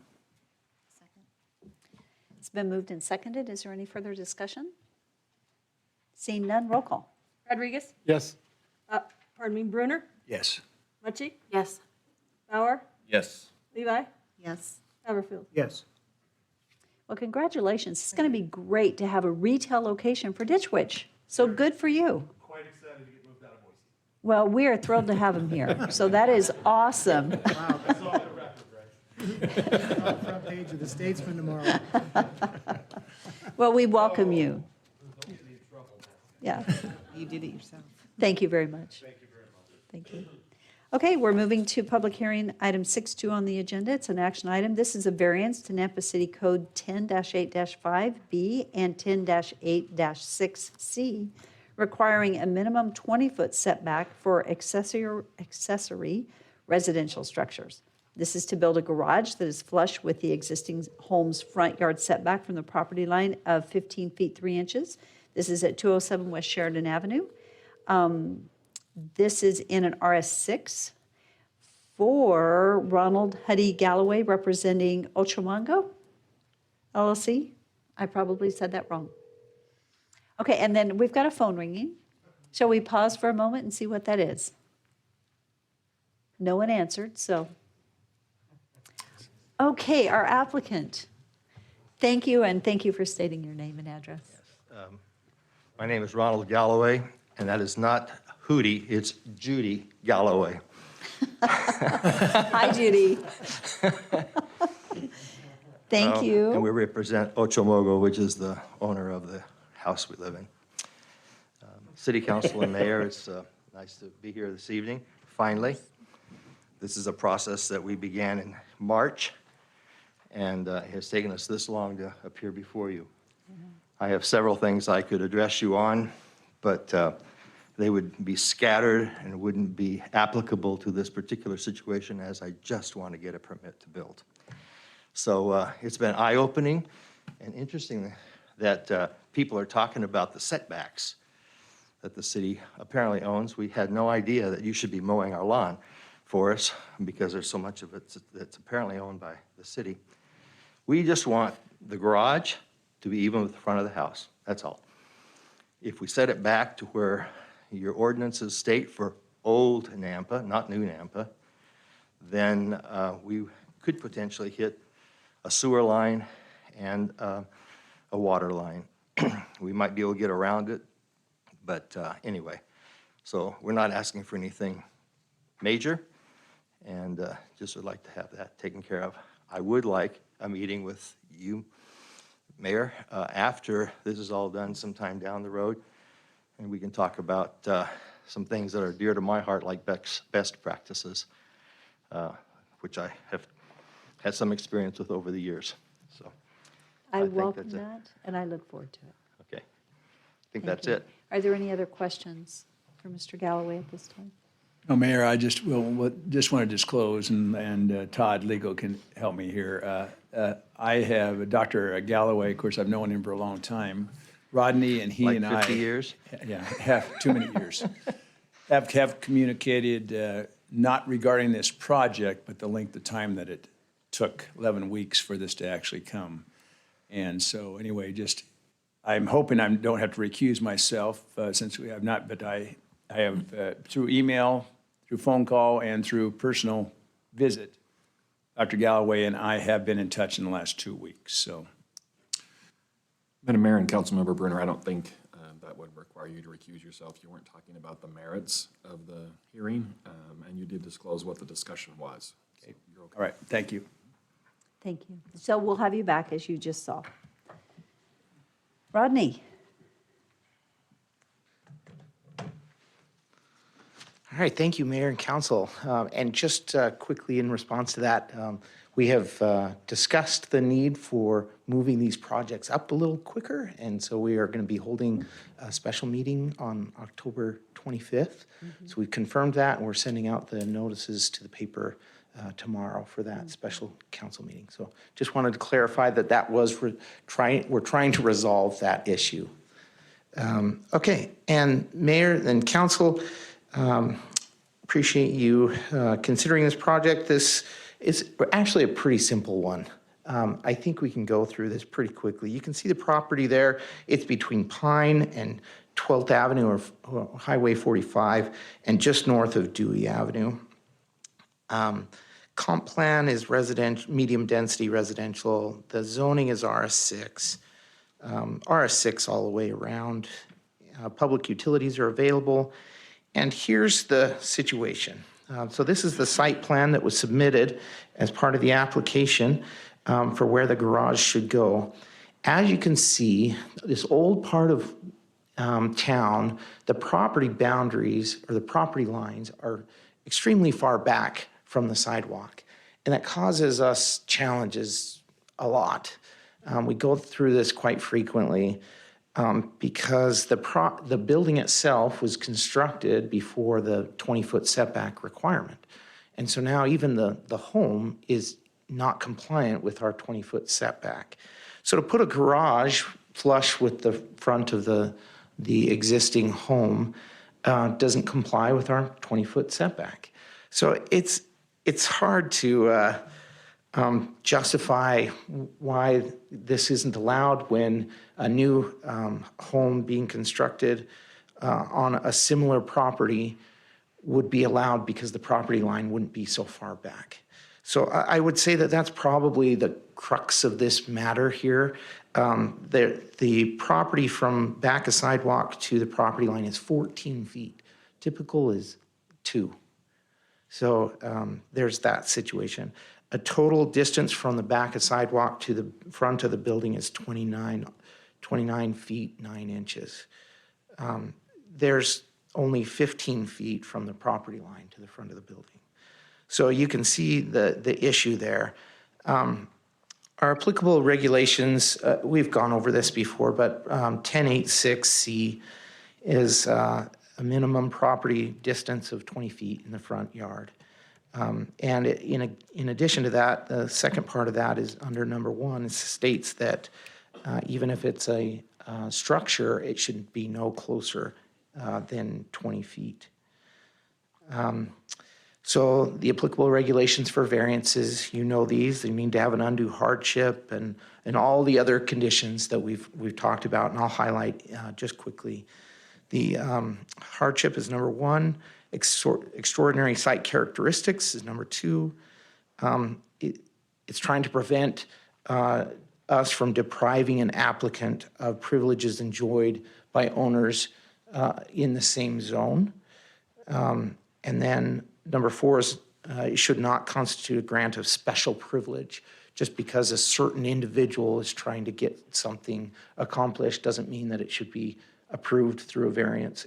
Certain conditions are in place that keep him from being able to develop his property in a way that others could. And then it shouldn't be detrimental to public health safety. Okay, so quickly, correspondence, we've received very little. All the comments we received were no comment, basically, except for the building department, and just said that it needs to comply with permits. And that is what he is trying to accomplish. So hardship. The applicant stated that the hardship is due to conflict of the proposed placement of shop over a recently replaced and upgraded water, sewer, and irrigation lines in their back property. If they placed it with the setback, it'd have to be way back and cover those new lines. I would just offer that the other hardship may be that you consider that this property is unique because of its just the history behind the placement of the building and the placement of the property lines in this older part of downtown. Site characteristics, we've talked about that. Most properties in the vicinity would be under the same requirement to get a variance if they were to do the same thing flush with the front of their property. Special privilege, you just have to ensure that the conditions or the conclusions of law are addressed in your motion, that you're basically stating that you're following the conclusions of law. And then finally, public health and safety, none that I could see. So recommended conditions, just the one that it complies with all our codes. And here's a potential motion for you to consider, and I'd be happy to answer any questions. Mayor. Thank you. Yes. Rodney, are we having this conversation tonight because it's a detached garage? Correct. If it was an attached garage, we wouldn't be having this conversation, correct? Yeah, well, an addition is under the same conditions. They'd have to be set back 20 feet. So even if it was attached, the 20-foot setback is the problem here. It's non-conforming now, so I Yeah. guess it seems a little ridiculous that It we're is. having this conversation. Yeah. But we are. Well, I think on a side note, these are one of the items that we could discuss not having to come before council. And I think we should let it staff level get it approved, and so you don't go through the time frame that you have. And I think you would welcome that, huh? Well, I would have. Would have. I don't like to come before this council. I know. Especially that Bruner guy. Okay, are there any other questions for Rodney? Okay, Rodney, thank you. You bet. And this is a public hearing, and we do not have anyone signed up to testify in favor of or in opposition to. Is there anyone here that had intended to testify this evening? Seeing none, Mr. Galloway, do you have any closing comments? Or council, do you have any questions? So go ahead. I'll leave it well enough alone. Thank you. I look forward to visiting with you at a later time. Thank you. Make a motion to close the public hearing. All in favor? Aye. What's the will of the council? Go for it. Mayor Kling, Yes. I will make a motion to approve the variance of Napa City Code 1085B and 1086C requiring a minimum 20-foot setback. And also for Mr. Galloway, and I am not going to try to say the last name. Ochomogo, thank you, sir. And with the conditions of approval. It's been moved and seconded. Is there any discussion? Seeing none, roll call. Brunner? Yes. Mucci? Yes. Haverfield? Yes. Levi? Yes. Bauer? Rodriguez? Yes. There you go. Ron, you think can it's put been- Judy to work now. Hootie. Good to see you. Thank you very much. So item 6.3 was withdrawn from the agenda. Now we're moving on to item 6.4. This is an action item. It's got a really long piece in front of me. I'd like to ask legal counsel, do I need to read this entire item as you look at the agenda? I think I'd like to start by saying this is for, it's an action item in a public hearing for annexation and zoning for multiple portions of road right-of-way that includes a whole number of various areas. So do I need to read all of those? Thank you. Then I'm not going to go through that all. So the applicant is the city. And so, and City Council, you can see all what the council agenda refers to. So for all those items. So Christy, we'll let you get started. Actually, I think Jeff is our applicant. He was supposed to present it, but I can present it if you want me to. That's okay. Mayor, I can do it. are there two motions here? The de-annexation Yes, as well? there are two separate motions. Thank you. Thank you.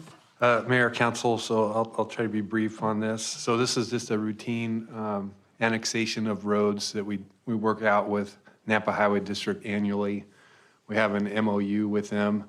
Basically says that when 55% of a given half-mile section of roadway becomes urban and it gets annexed by the city, then we annex that entire section. And that's just an agreement that we have to routinely and annex roads into the city. So these are just a number of sections that have become urban that we'd like to annex these roads. And then at the same time, there was one that looked like it was annexed in error on 11th Avenue that we'd like to de-annex. So, and we have all the locations and there's maps of those in the back. I guess the only other one was the Happy Valley and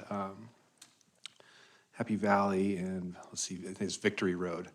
That roundabout, that was that ground was bought with airport funds and years ago, and we were supposed to annex that at the time that we bought those, and that was something that we caught when we were looking over all this. So, any questions for me on these? Mayor, just looking at the diagrams, so some of these are not straight, so we're not taking any property from anyone. These are already, we're just trading who owns them, right? That's correct, Just the Councilor Brunner. roadways. Yes. Okay, so there's no residents or anything of that sort that are not aware of, or they would be losing any property other than the roundabout, which sounds like it's already been purchased. That's correct. So, Mayor, are we trading then the responsibility for road maintenance? Yes. So we're Because- taking on a burden of cost potentially as well. Yes, Councilor Haverfield. So I have to say that Highway District does a really good job of keeping the roads and bridges in good condition. So when we do annex them, that we're not taking on an immediate burden. And we go out and look at the culverts. Is this one good? And yeah, so we do check that. That is part of a growing city that eventually we do annex these roads and have to maintain them. So do we receive any compensation back from them for taking over this requirement? No, we do not receive. We just get ownership and that's it? Yes. So, but the agreement is, like I said, that we like to see, and then you'll see it in the staff report, and this kind of helps tell the story. They're putting, Nampa Highway District is putting in 9 roundabouts in our impact area or around it on their dollar. And then, so they build those and then we assume that. And they also have a number of road build projects in our impact area as well. So I believe they're doing their part to make sure it's in good condition, at least when we get it. And that'd be my question. We're not taking on a section of road that's deteriorated. Right. It's in what level? Class A, B, C? I wouldn't say they're all A's, but at least a C. And the culverts and B. Intersections, whenever we get an intersection, that's going to be an A because they're all the roundabout work they're doing. So you'll factor this into our long-term maintenance or upgrades with the costs associated with it. At some point in time, they'll have to be upgraded. Right, so Council Haverfield, these roads that we assume, they're in good condition now, so 20 years down the road, when they need to be rebuilt, we'll just be planning projects to go do that, do overlays and chip seals, so. That'll be a a different council that have to deal with that. So Tom, I have a question. If we did not, and I'm not suggesting it, but I'm just curious, if we did not annex them, what would happen? If we left the roads with Highway District 1, rather than annexing them into the city and taking over responsibility? Eventually, some of the decisions that are important to a city do not remain with the city anymore, like access control and like some of these other decisions we're talking about today with bike and ped facilities, and we lose our control over our conductivity. So this is just an orderly way to keep up with the growth. Thank you. I appreciate that. That's important to understand. So thank you very much. Mayor, Yes. how long have we had this agreement? Is it like a contract handshake? Yeah, Councilor Bauer, so it is, I think, 4 years old now. I was the one, I was a city engineer and helped write it originally, so. So it's a contract? Yeah, it's contract, MOU. I guess I'd call it an MOU. I think that's what it is. I don't know if that answers your question, but it's binding that we would agree to do this every year. And Thank you. Are there any other questions? Okay, thank you. We may have you back, as you know. Okay. Hi, Christy. Thank you, Mayor and Council. This is going to be really quick. This is pretty basic stuff. There are two motions for you tonight. One is for the annexation of 8 sections of roadway, and then another is for the de-annexation on 11th Avenue North. The typical regulations apply for any annexation. As far as de-annexation goes, that is strictly up to you. It's your discretion per city code. The city memorandum of understanding, this is why we do this. We do a cleanup once a year to take care of that agreement. Therefore, it does fall within the guidelines for the annexation. The de-annexation, we just don't own 55% of that right-of-way, so there just really isn't any reason for us to be taking on that responsibility. This is the potential motion for the annexation. I will stand for any questions. Mayor? Yes. So the de-annexation is on 11th Avenue North Extension past Birch, or where, I couldn't get there quick enough. Actually have a picture of that. So yes, it's north of Cherry Lane. Cherry Lane. How far does it go? So it's just past the Spring Shores entrance at the very north there, so it doesn't go clear to the half-mile section. Okay, are there any further questions for Christy? Okay, thank you very much. Thank you. Seeing no questions, this is a public hearing, and we do not have anyone signed up to testify in favor of or in opposition. Does council actually have any further questions before we ask for a motion to close? Okay, is there a motion to close public hearing? Moved. Oh, I'm sorry. Oh, I'm sorry. Thank you. I usually ask that. Is there anyone here this evening that had intended to testify that did not get signed up? Okay, seeing none. Thank you. Thank you. Okay, I would stand for a motion to close public hearing. Moved. Second. It's been moved and seconded. All in favor? Aye. Council discussion. What's the will of council? Jacob's going to make the motion. Say all. And you can read it off the screen if you want. That might be easier. I'll move to approve the annexation and zoning. I'll move to approve the de-annexation of the. There we go.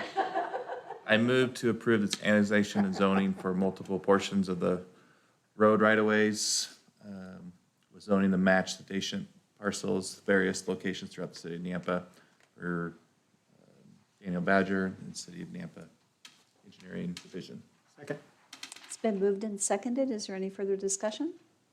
Seeing none, roll call. Rodriguez? Yes. Brunner? Yes. Mucci? Yes. Levi? Yes. Haverfield? Yes. Bauer? Yes. And a second motion?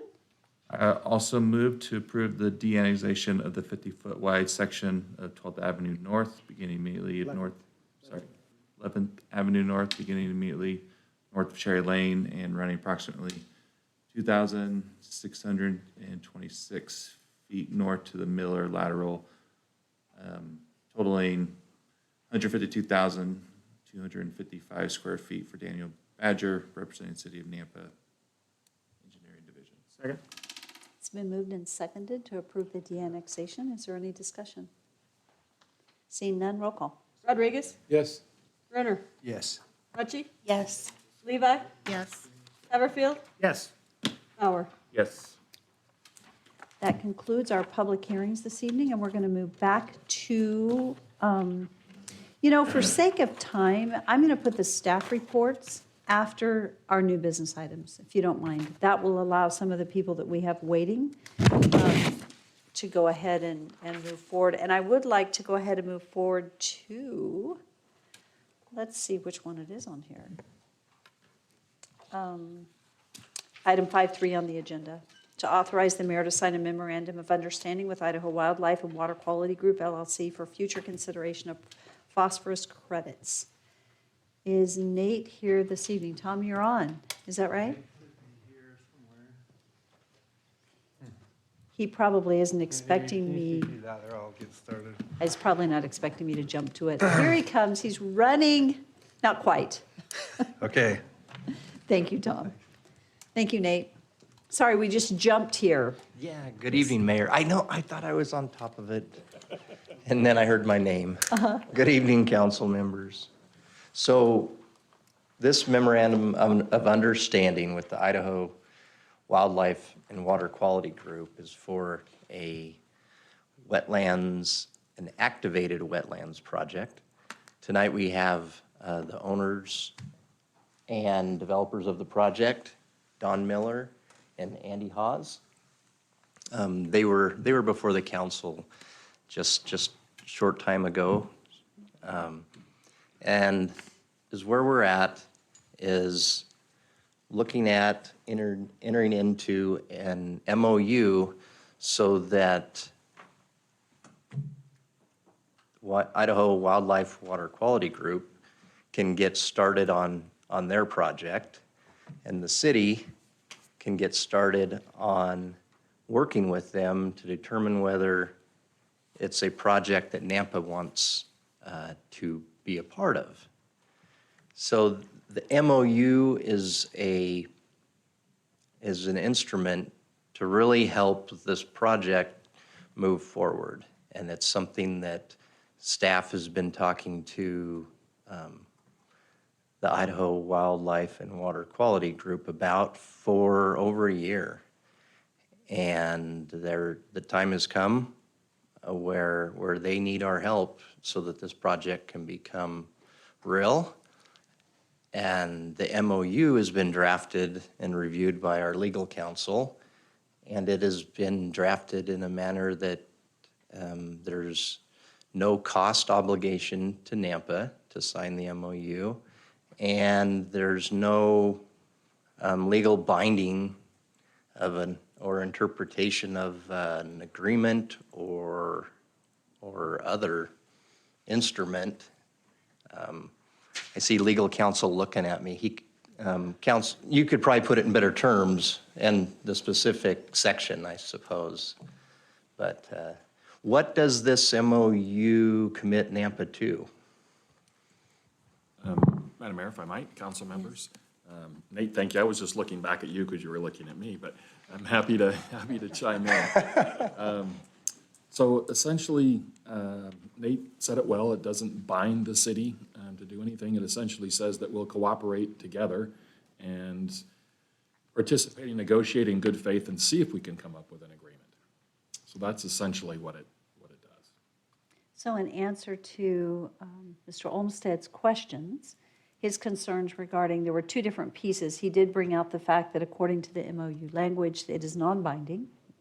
And then it had to do with the word parties and the fact that, and then both being, the costs, right, shared by both parties. It's what I think I heard, but maybe that wasn't it. I just wanted to clarify that specifically. What I hear being said is that there is no cost to the city anticipated. Is that correct? Mayor. As we enter into the negotiations, to look at the feasibility. Mayor, under the MOU, there's no cost obligation to the city. In fact, legal counsel added a statement that each party is solely responsible for their own expenses.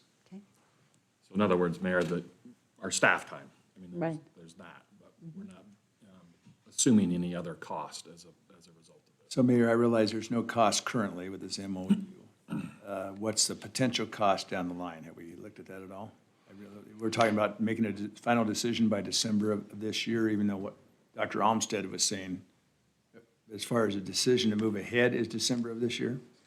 So, Mayor and Councilman Brunner, there is a section in the MOU under 1.2, and it is stated, as Mr. Olmsted read, that the participation structure evaluation period, October 4th, 2021 through December 31st, 2021 would occur. I spoke with Idaho Wildlife Water Quality Group, and that is in error, that date. Which one? Which date? The December 31 date? Yes, Mayor. So it should be revised so that the period for section 1.2 is from October 4th, 2021 through December 31st, 2022. Okay, so And- Dr. Olmsted and us, we didn't read that wrong. That just it's a misprint. Mayor, Counselor, yes, and to the cost component, that's a good question because staff is working with a consultant on a scope of work to do a trading plan. So this, and NAMPA would need to get a trading plan approved by the Idaho Department of Environmental Quality to be able to trade with this project. And that is estimated at around $100,000.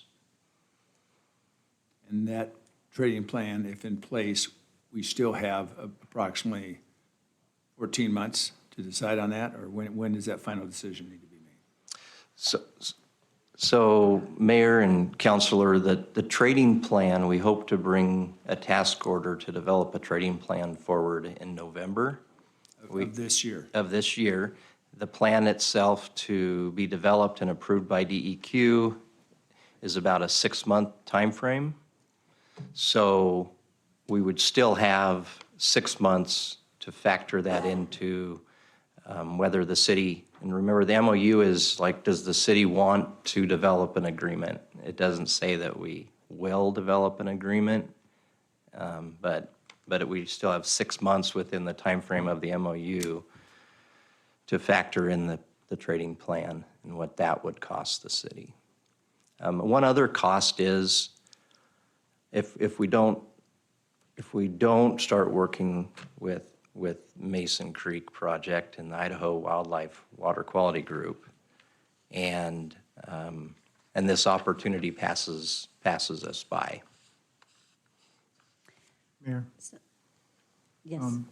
So does this have anything, or would this change any of the design, progressive design build for Project Get Back for the wastewater treatment upgrades? Is this a wholly separate decision that we're making?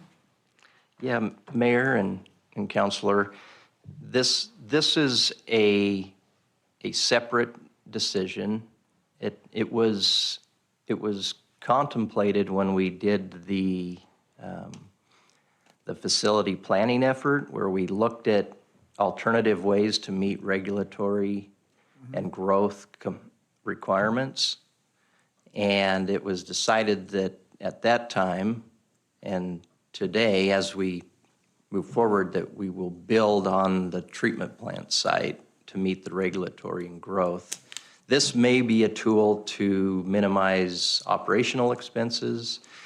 It could become a tool to address future regulatory requirements, and it could related to wastewater or the city's stormwater permit. So this is upstream from the wastewater treatment facility, correct? Mayor and Councilman Haverfield, no. So this is project, downstream? no. So this project is on Mason Creek, and it's at the confluence with the Boise River. So, and the treatment plant discharges to Indian Creek. I know Mason Creek comes through Nampa. I've dealt with it before. I thought it was more within the confines of our city limits. It's further north than.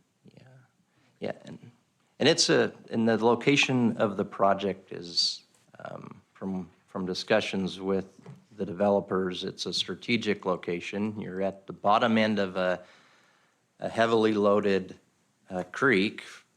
Loadings is in pollutants, so they're at the bottom end of it where they can maximize their ability to clean up that water and produce phosphorus credits that Nampa would be interested in doing the trade for.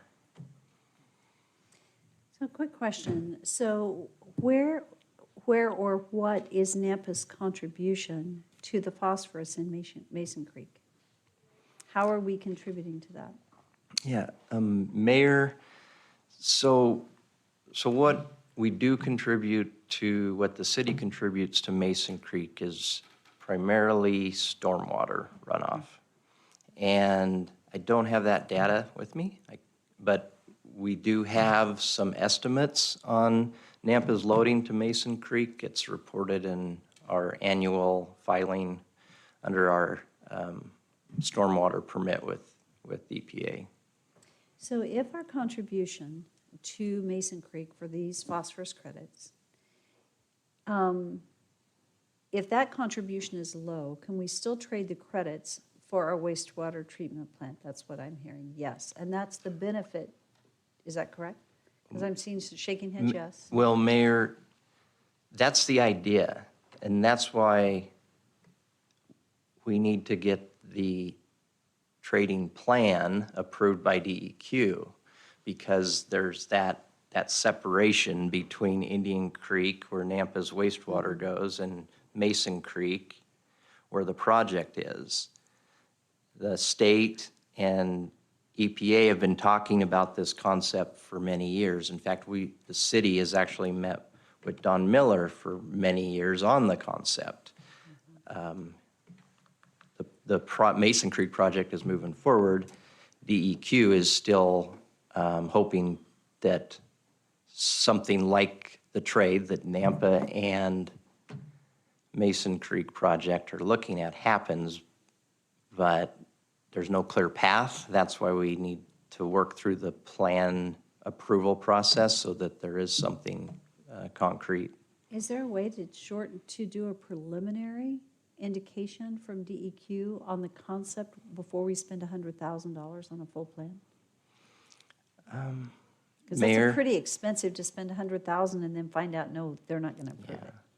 No, Mayor, definitely, and we can work with the team to scope it so that it's more of a stepped process, so we don't go build and spend all the money on a plan that's not going to work. Thank you. And back to my question then about wastewater treatment upgrades. There's no, we're actually pursuing the treatment upgrades, meeting the federal standards without counting on being able to have these credits available to reduce the amount of phosphorus at the plant itself, correct? Yeah, Mayor. It'd be easier to say, okay, we could spend 100,000 here because we're going to save 200 here. Yeah. We're not saying that. We're still doing what we're doing with the state revolving fund loan at the wastewater treatment plant. Those upgrades are still going forward. This is wholly separate, and that's what I've heard you say. Yeah, so Counselor, yeah, it's like your investment portfolio, and this is one of those options that might turn out good, but the city has most all of its eggs in the $190 million infrastructure project to make sure we get to retirement. Mayor Kling.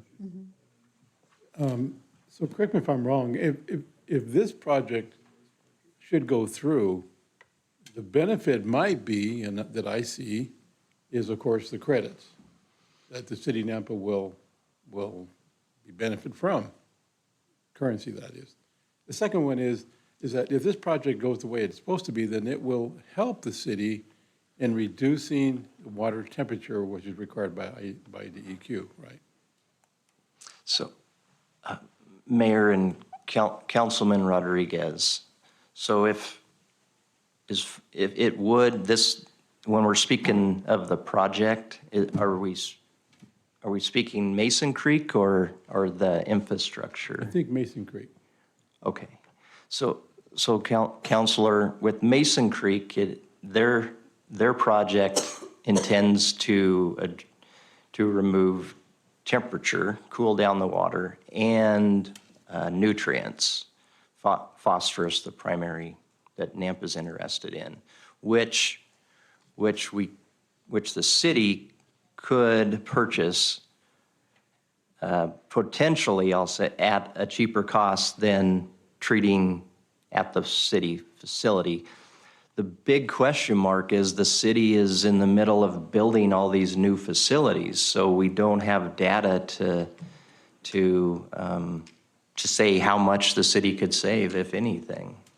So that was the question I had was, are they going to be working together or is it totally separate? But I know the temperature issue with Mr. Miller's project will be a benefit. Putting those two together, who knows what's going to happen there? But I just wanted to make that clear that there is a difference with those two. Absolutely. Both the city's efforts at the plant are a benefit and the Mason Creek project are a benefit. What's the value in a partnership to NAMPA? It's not exactly clear today.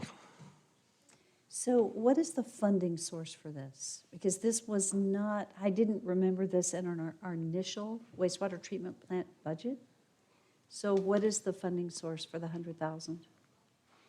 Mayor, we will be working on that. It would be something from the wastewater fund. There is some contingency money for engineering studies that would cover it. But of course, we need to weigh that against other engineering demands that we don't know about yet. So it's hard to spend all that money up front. Tom gets to make those big decisions.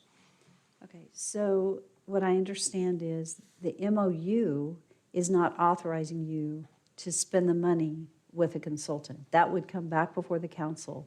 This is not an authorization for the 100,000. This is strictly the MOU. And it would come back before the council before you would enter into a consultant agreement. Mayor, yes, that is correct. This is obligating no funding. It is just an MOU. Conceptually to get the ball rolling. Okay? Mayor, I'm sorry, one more clarification. So you said coming back before us earlier when I was asking my original questions, you mentioned November of this year. Is that when the decision will be made whether we enter into and spend $100,000? Yes, Councilman, our target is to be back in November with a scope of work that would be somewhere less than $100,000 to develop a trading plan. And what are we going to have between now and November that's going to add to the information that we need to decide whether that's a good investment or not, a good risk? Oh, so Mayor, Councilman Brenner, that's a brilliant question. No, it's not. So what we know today is there's a few things that the city stands to gain from a trading plan. One would be, can we trade with a project like Mason Creek? Two, as the city develops its infrastructure project and recycled water program, the city of Nampa will actually be accruing credits because the city will be at zero discharge in the summer. So the second thing is we can work with DEQ to establish how the city can trade those credits, whatever, to A, offset months where the city of Nampa didn't meet compliance, or B, sell them to Meridian because they're in need, or C, D, E, F. So Mayor, so what you're saying is you're going to be communicating with DEQ and we're going to have a better perspective of whether they're going to come along and, you know, commit to whatever we're doing here, and they're gonna say, thumbs up? Well, We'll know and that by November? no, Counselor. November is to start the work, which requires council to authorize signing an agreement to start the plan.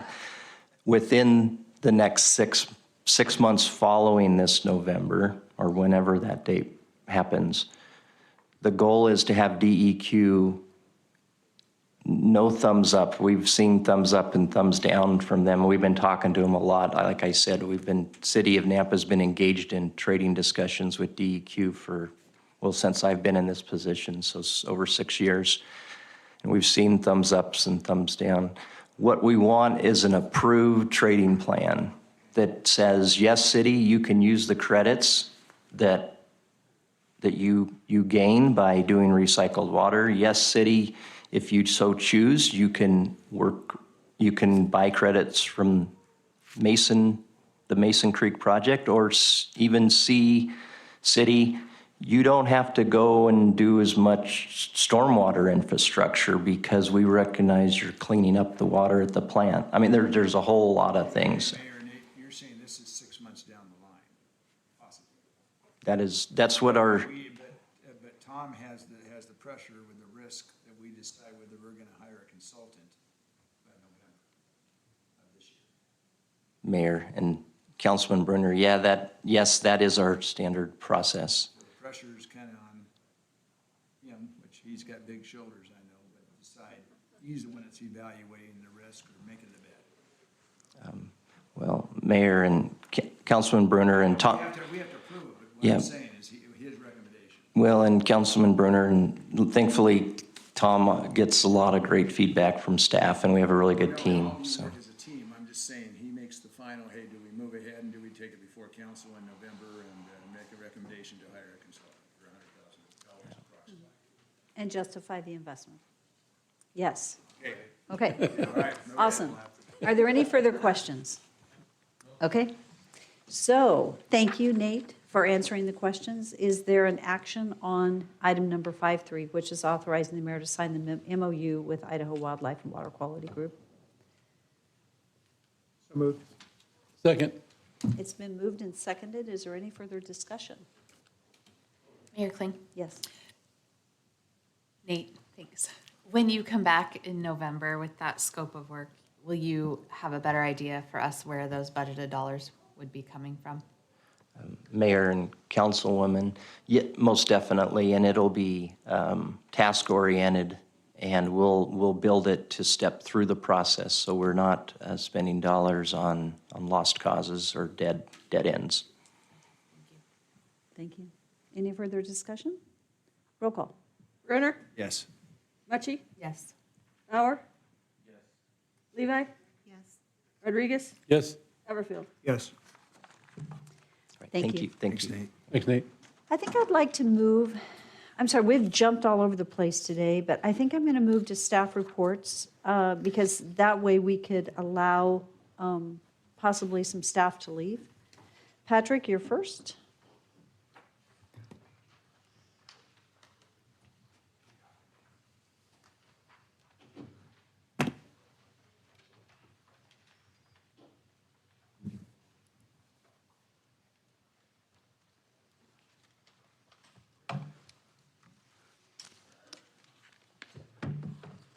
Mayor and Council, it's good to be up to give the staff report. I have a couple of them for the billing department. Let me share my screen, though. Hold on. Let's see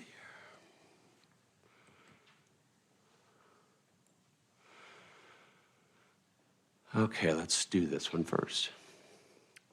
So, we have in the past, both building and facilities, let's see if that's the right one. Yes, it is. We have in the past brought forward to you contracts that were not, they were competitively bid through piggyback contracts that were bid at some other state or by the state of Idaho, et cetera. And I just wanted to have a quick staff meeting because we're going to have a few of those this year. There's one on the agenda, item 5.1 is one of those items. And I just wanted to run through that basically there's two types of contracts that are allowed under state law other than competitively bidding.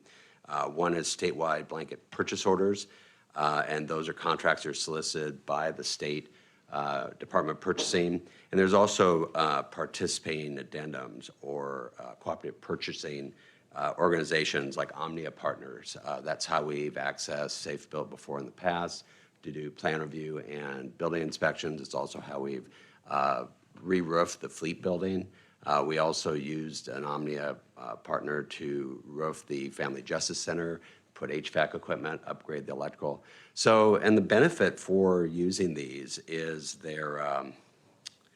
basically it saves us design and consultant staff time because usually the design fees are built into that.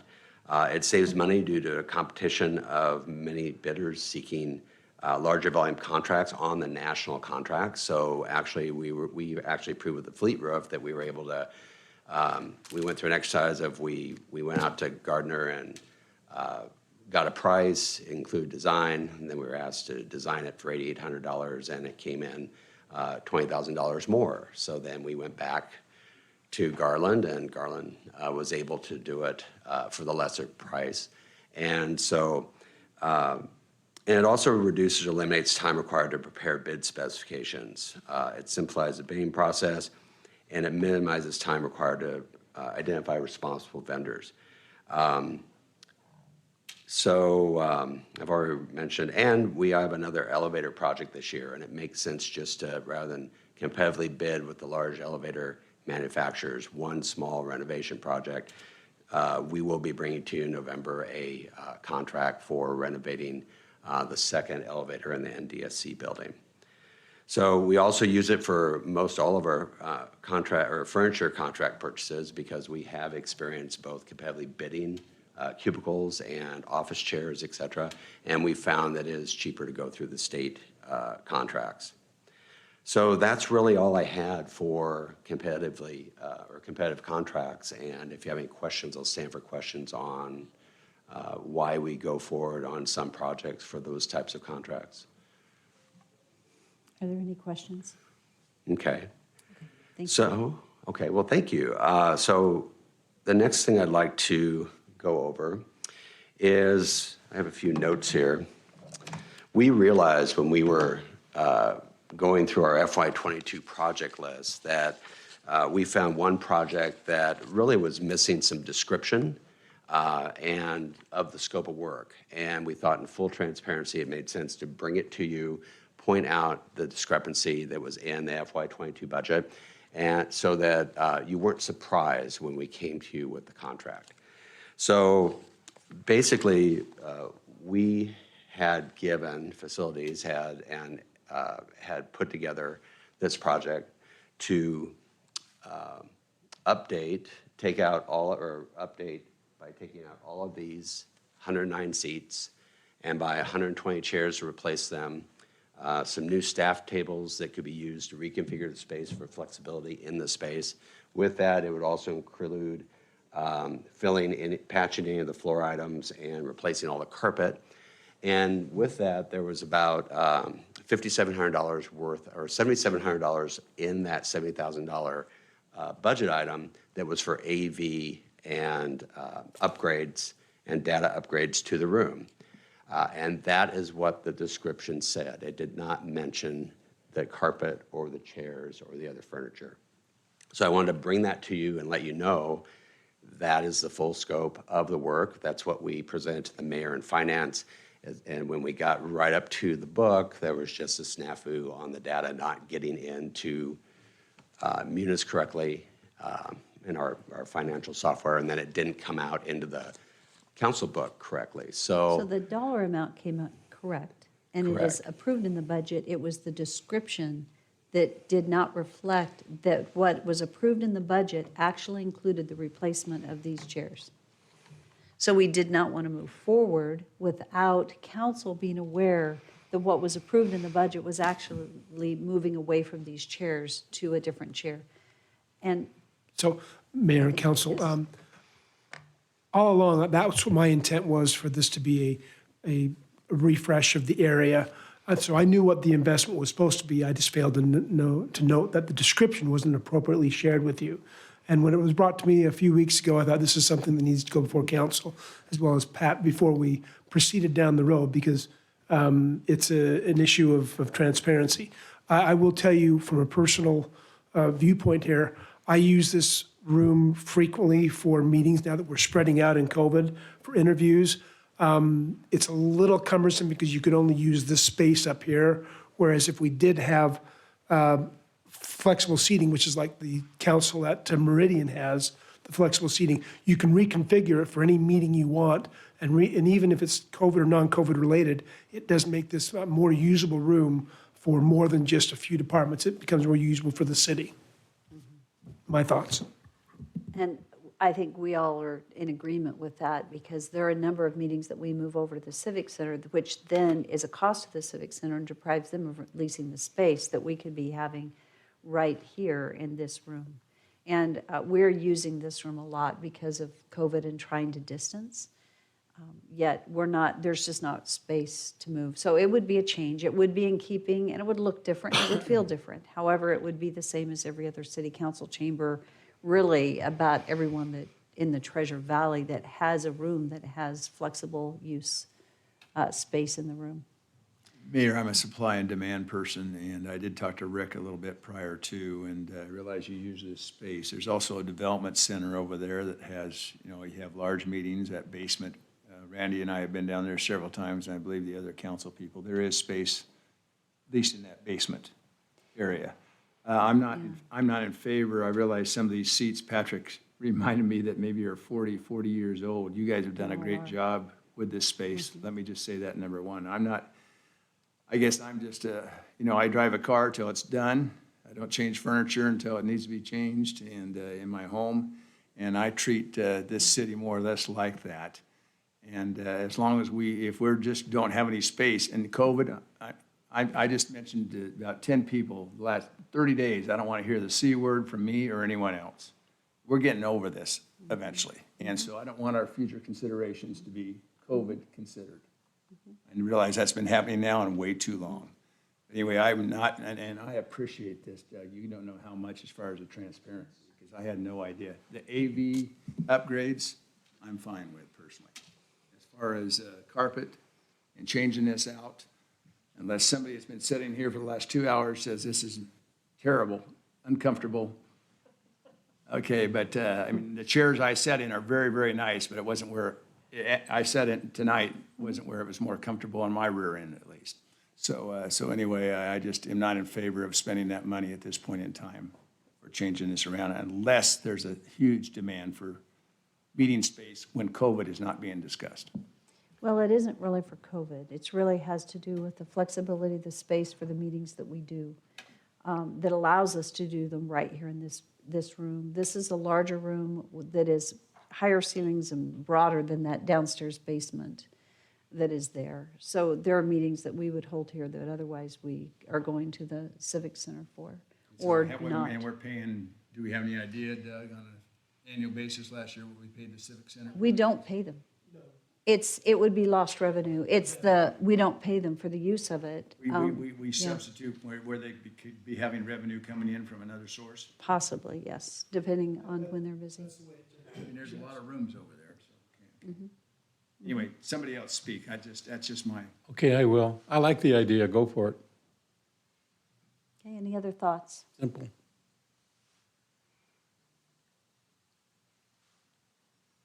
Mayor? Yes. I like the idea of especially changing out these chairs.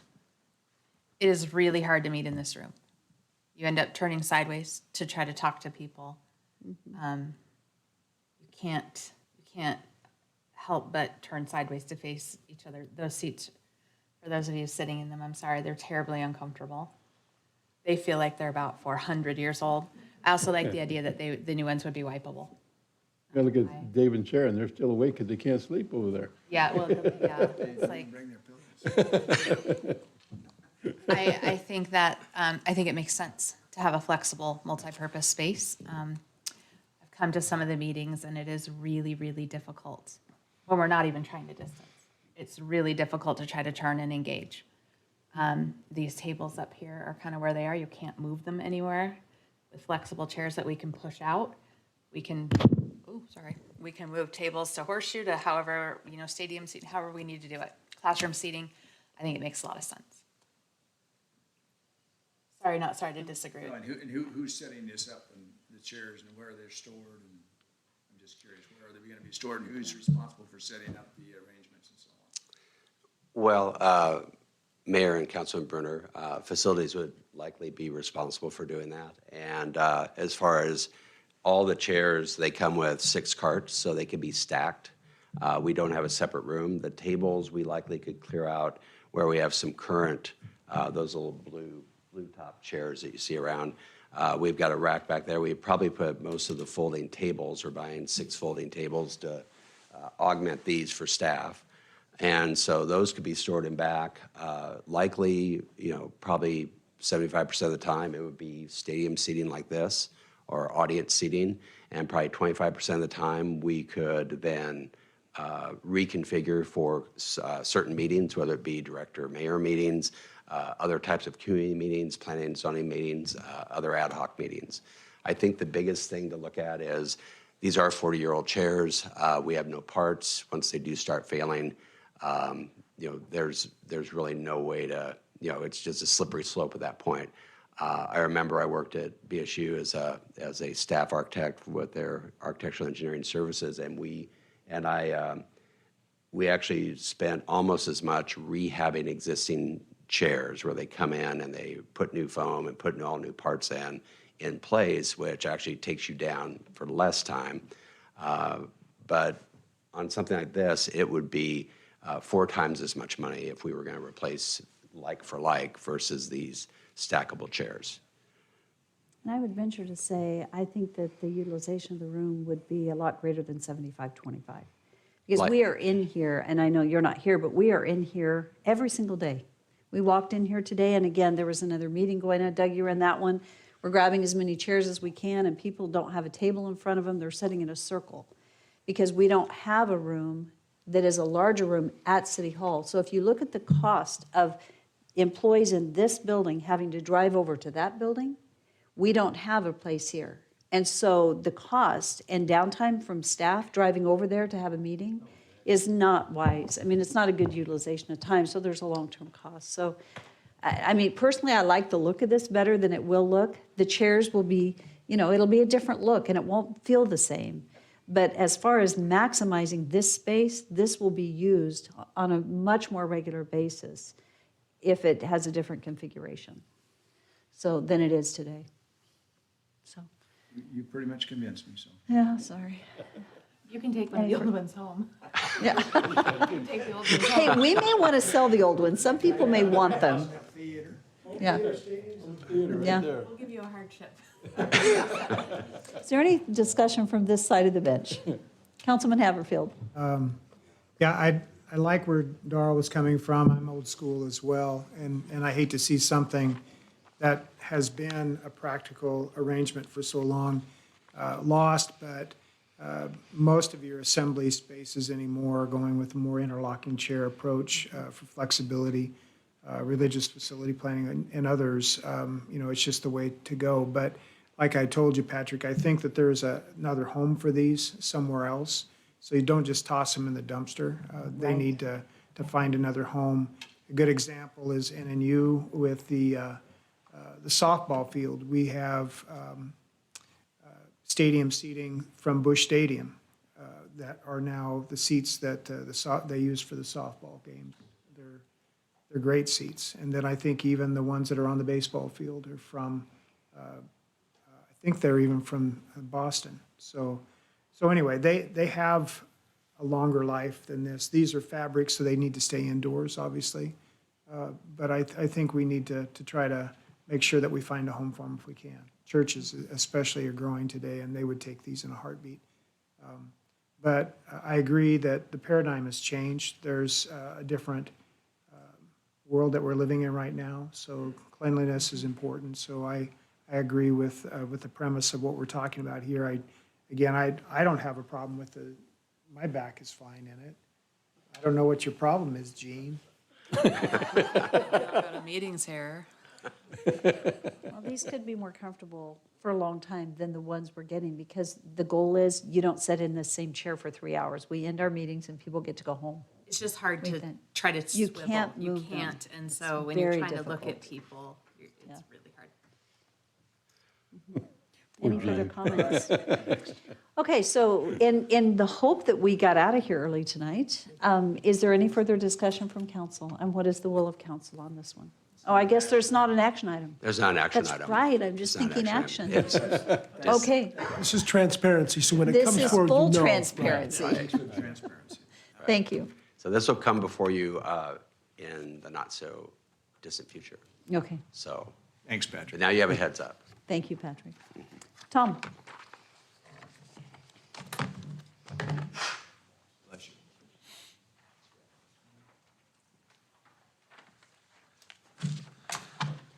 So Mayor, Council, we're going to switch to transportation and talk about some of the projects that are coming up. So we've been working on our impact fee list for streets, and that's a plan for 10 years. And we had, this is a draft map at this point, just to be clear, because the Impact Fee Advisory Committee is still actively meeting, but this is what we're recommending for the projects. And basically, we take these projects off of our master plan and then rank them based on safety and needs and congestion. And they're generally about 50% funded by the city. So there's a map there that has all the projects on it. We'll bring these with us when we talk about public hearings, because that's some of the things that come up is what's the next projects. So if you ever want to go back to this date and look what's happening, and if you have a question about a public hearing, it should have a pretty close look on what's proposed in the next 10 years. Also, we put in, Nampa Highway District also produces a 5-year CIP, and they, you can see, has all the road rebuild projects in there, but we did make a map showing all of the projects that Nampa Highway District is going to build in our impact area and then just outside of it. So I counted, let's see, 9 intersections done by Nampa Highway District, and then there was 2 projects that are partnership projects between Nampa and Highway District for intersections. So just an FYI on all the projects. And can I answer any questions about any of them or the maps? Okay. Is that it? Yep. Thank you very much. Thanks. Tom, thank you for your work. We're going to move into the new business segment of our agenda, starting with item 5.1. This is an action item to authorize the mayor to sign a professional services agreement with Safe Built, not to exceed $45,000 for a contract completion date of December 31. It is approved in the FY22 budget. So moved. Second? It's been moved and seconded. Is there any discussion? Roll call. Rodriguez? Yes. Bauer? Yes.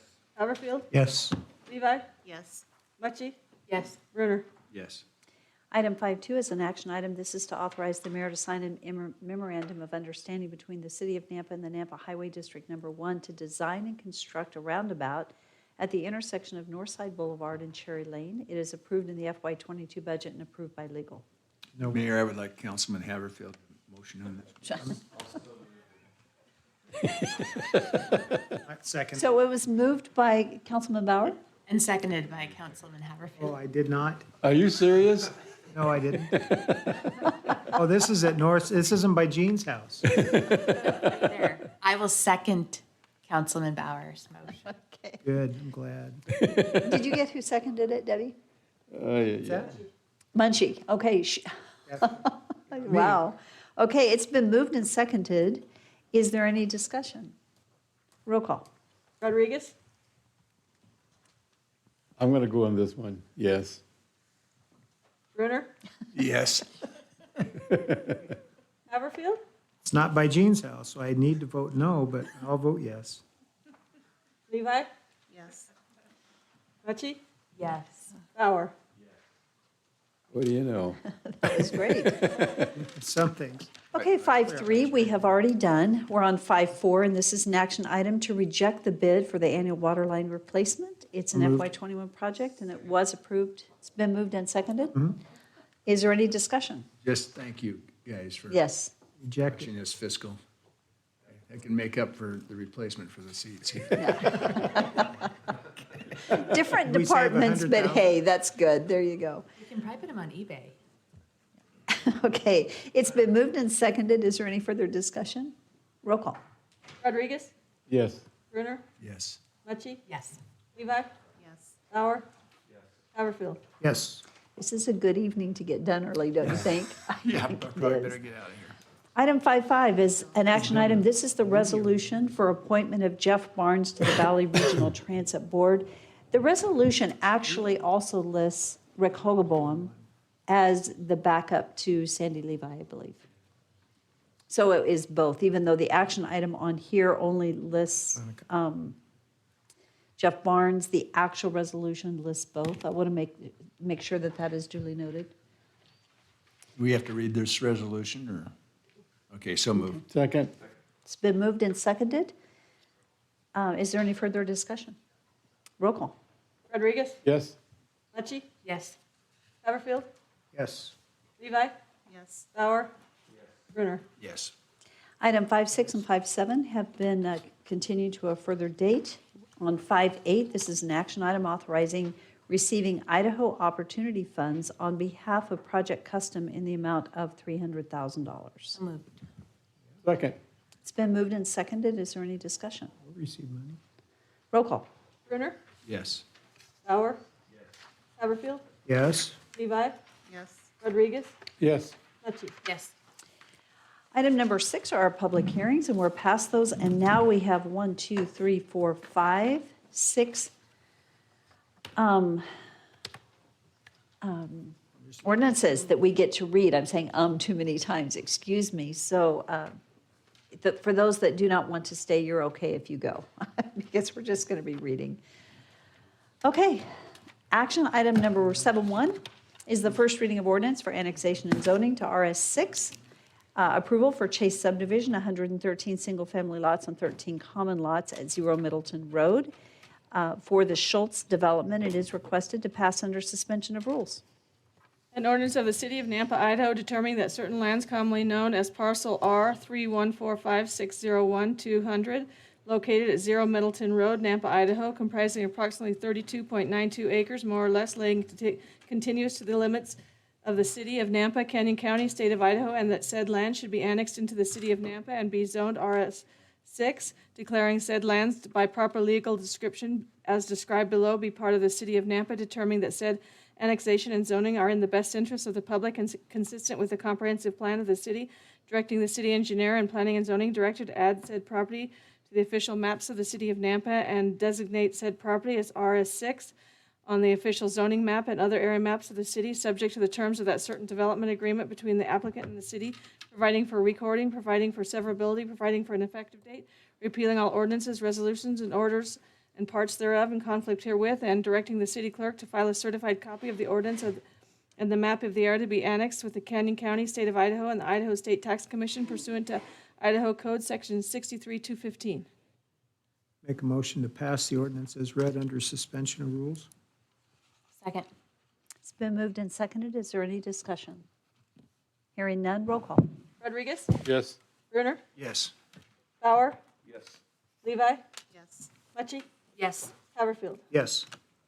Item 7.2 is an action item. This is the first reading of ordinance for a development agreement modification to modify the site plan, ordinance number 3983, Exhibit B, to allow construction of Elevate Charter School, a nonprofit public school, instead of future phases of the existing church at 11437 and 0 West Orchard Avenue.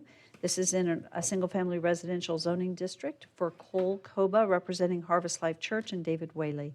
It is requested to pass under suspension of rules. An ordinance of the City of Nampa, Idaho, approving the modified development agreement with Harvest Life Ministries, Inc., an Idaho nonprofit corporation, modifying the development agreement contained in the Nampa's City Ordinance 3983 to recognize the division of the subject property into parcels A and B, and to modify and update the concept plan and provide for the development of a charter school, providing for an effective date, providing for severability, and repealing all ordinances, resolutions, orders, and parts thereof in conflict herewith. Make a motion to pass the ordinance as read under suspension of rules? It's been moved and seconded. Is there any discussion? Hearing none, roll call. Rodriguez? Yes. Brunner? Yes. Mucci? Yes. Levi? Yes. Bauer? Yes. Haverfield? Yes. Item 7.3 is an action item, and this is the first reading of ordinance it's the first reading of ordinance for annexation and zoning to RS 8.5 to connect to city utilities and construct a single-family home. This is the one that we removed the variance for the 22-foot roadway frontage, and this is located at 0 Madison Road for Matthew Richardson, and it's requested to pass under suspension of rules. An ordinance of the City of Nampa, Idaho, determining that certain lands commonly known as 0 Madison Boulevard, Nampa, Idaho, comprising approximately .69 acres more or less, lay contiguous to the limits of the City of Nampa, Canyon County, State of Idaho, and that said land should be annexed into the City of Nampa and be zoned RS 8.5, declaring said lands by proper legal description as described below, be a part of the City of Nampa, determining that said annexation and zoning are in the best interest of the public and consistent with the comprehensive plan of the city, directing the city engineer and planning and zoning director to add said property to the official maps of the City of Nampa and to designate said property to RS 8.5 on the official zoning map and other area maps of the city, providing for recording, providing for severability, providing an effective date, repealing all ordinances, resolutions, and orders and parts thereof in conflict herewith, and directing the city clerk to file a certified copy of the ordinance and the map of the area to be annexed with Canyon County, State of Idaho, and the Idaho State Tax Commission pursuant to Idaho Code Section 63215. Is there a motion? Make a motion to pass the ordinance as read under suspension of rules. Is there a second? It's been moved and seconded. Is there any discussion? Roll call. Rodriguez? Yes. Brunner? Yes. Bauer? Levi? Yes. Haverfield? Mucci? Yes. Item 7.4 is an action item. This is the first reading of ordinance for annexation and zoning to light industrial zoning district for manufacturing, compounding, processing, and treatment of building materials, including organic and non-animal materials, to be used for animal bedding, mulch, and composting. This is by Timber Creek Recycling at 0 Northside Boulevard. It's a 34.02 acre parcel, and this is for for MM Properties, Thompson LLC, representing John Chapman, and it is requested to pass under suspension of rules. An ordinance of the City of Nampa, Idaho, determining that certain lands commonly known as 0 Northside Boulevard, Nampa, Idaho, comprising approximately 34.02 acres more or less, lay contiguous to the limits of the City of Nampa, Canyon County, State of Idaho, and that said land should be annexed into the City of Nampa and be zoned IL, declaring said lands by proper legal description as described below, be part of the City of Nampa, determining that said annexation and zoning are in the best interest of the public and consistent with the comprehensive plan of the city, directing the city engineer and the planning and zoning director to add said property to the official maps of the City of Nampa and to designate said property as IL on the official zoning map and other area maps of the city, providing for recording, providing for severability, providing an effective date, repealing all ordinances, resolutions, orders, and parts thereof in conflict herewith, and directing the city clerk to file a certified copy of the ordinance and map of the area to be annexed with Canyon County, State of Idaho, and the Idaho State Tax Commission pursuant to Idaho Code Section 63215.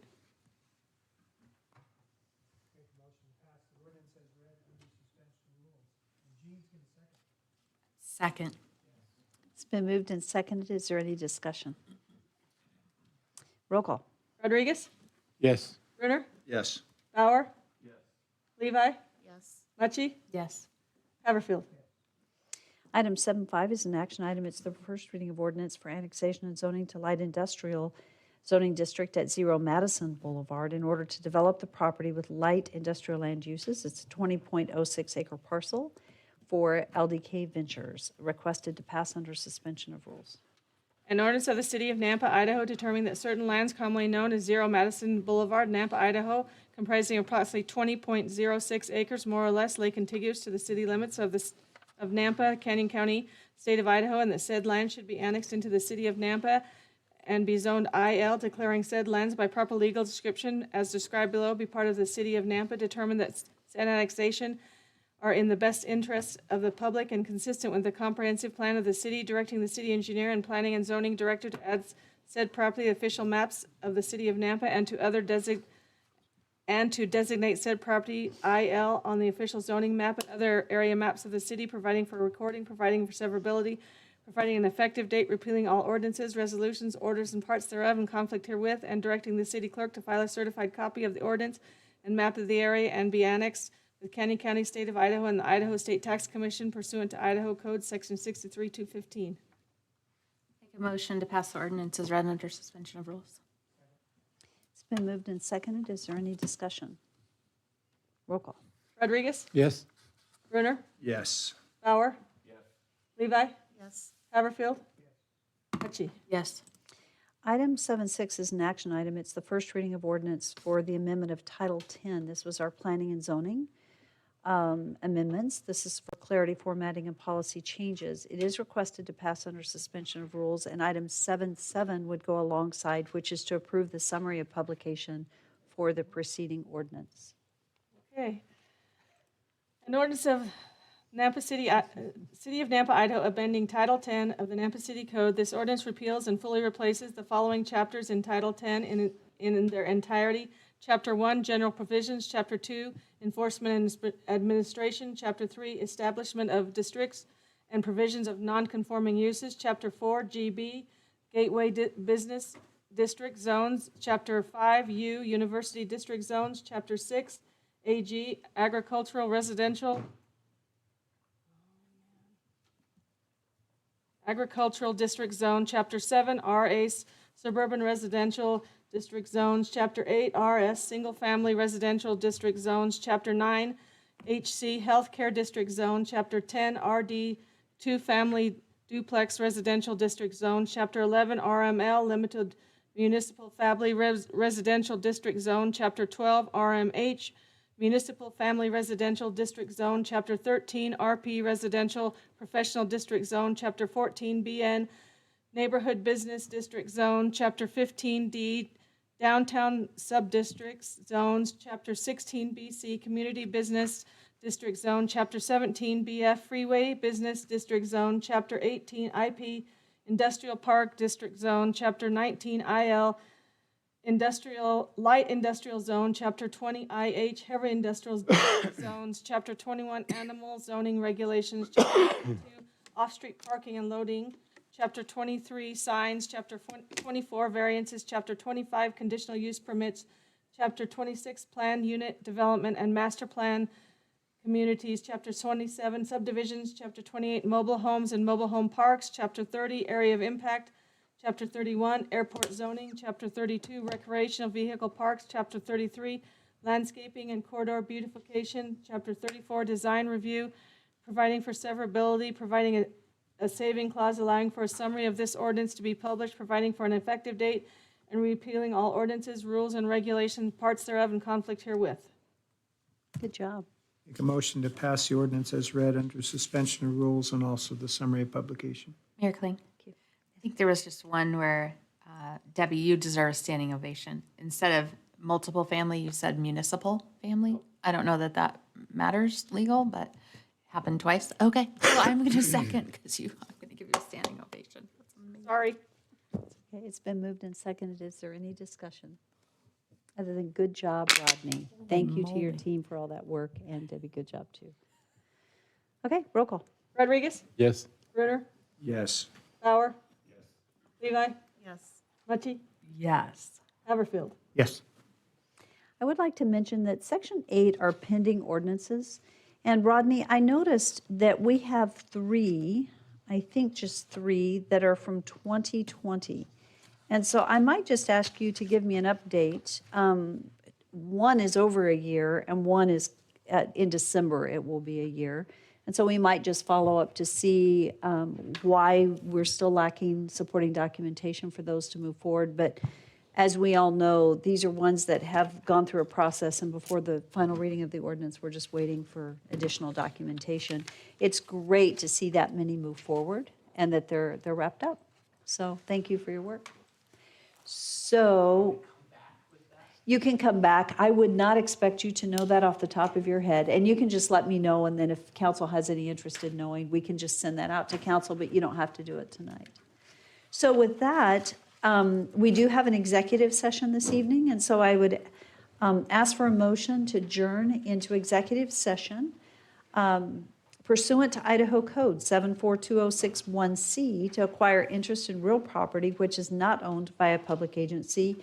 And the second item is pursuant to Idaho Code 742061F to communicate with legal counsel for the public agency to discuss legal ramifications of and legal options for pending litigation or controversies yet to be litigated, but imminently likely to be litigated. So moved. Second. It's been moved and seconded. Roll call. Turner? Yes. Metzger? Yes. Bauer? Yes. Levi? Yes. Rodriguez? Yes.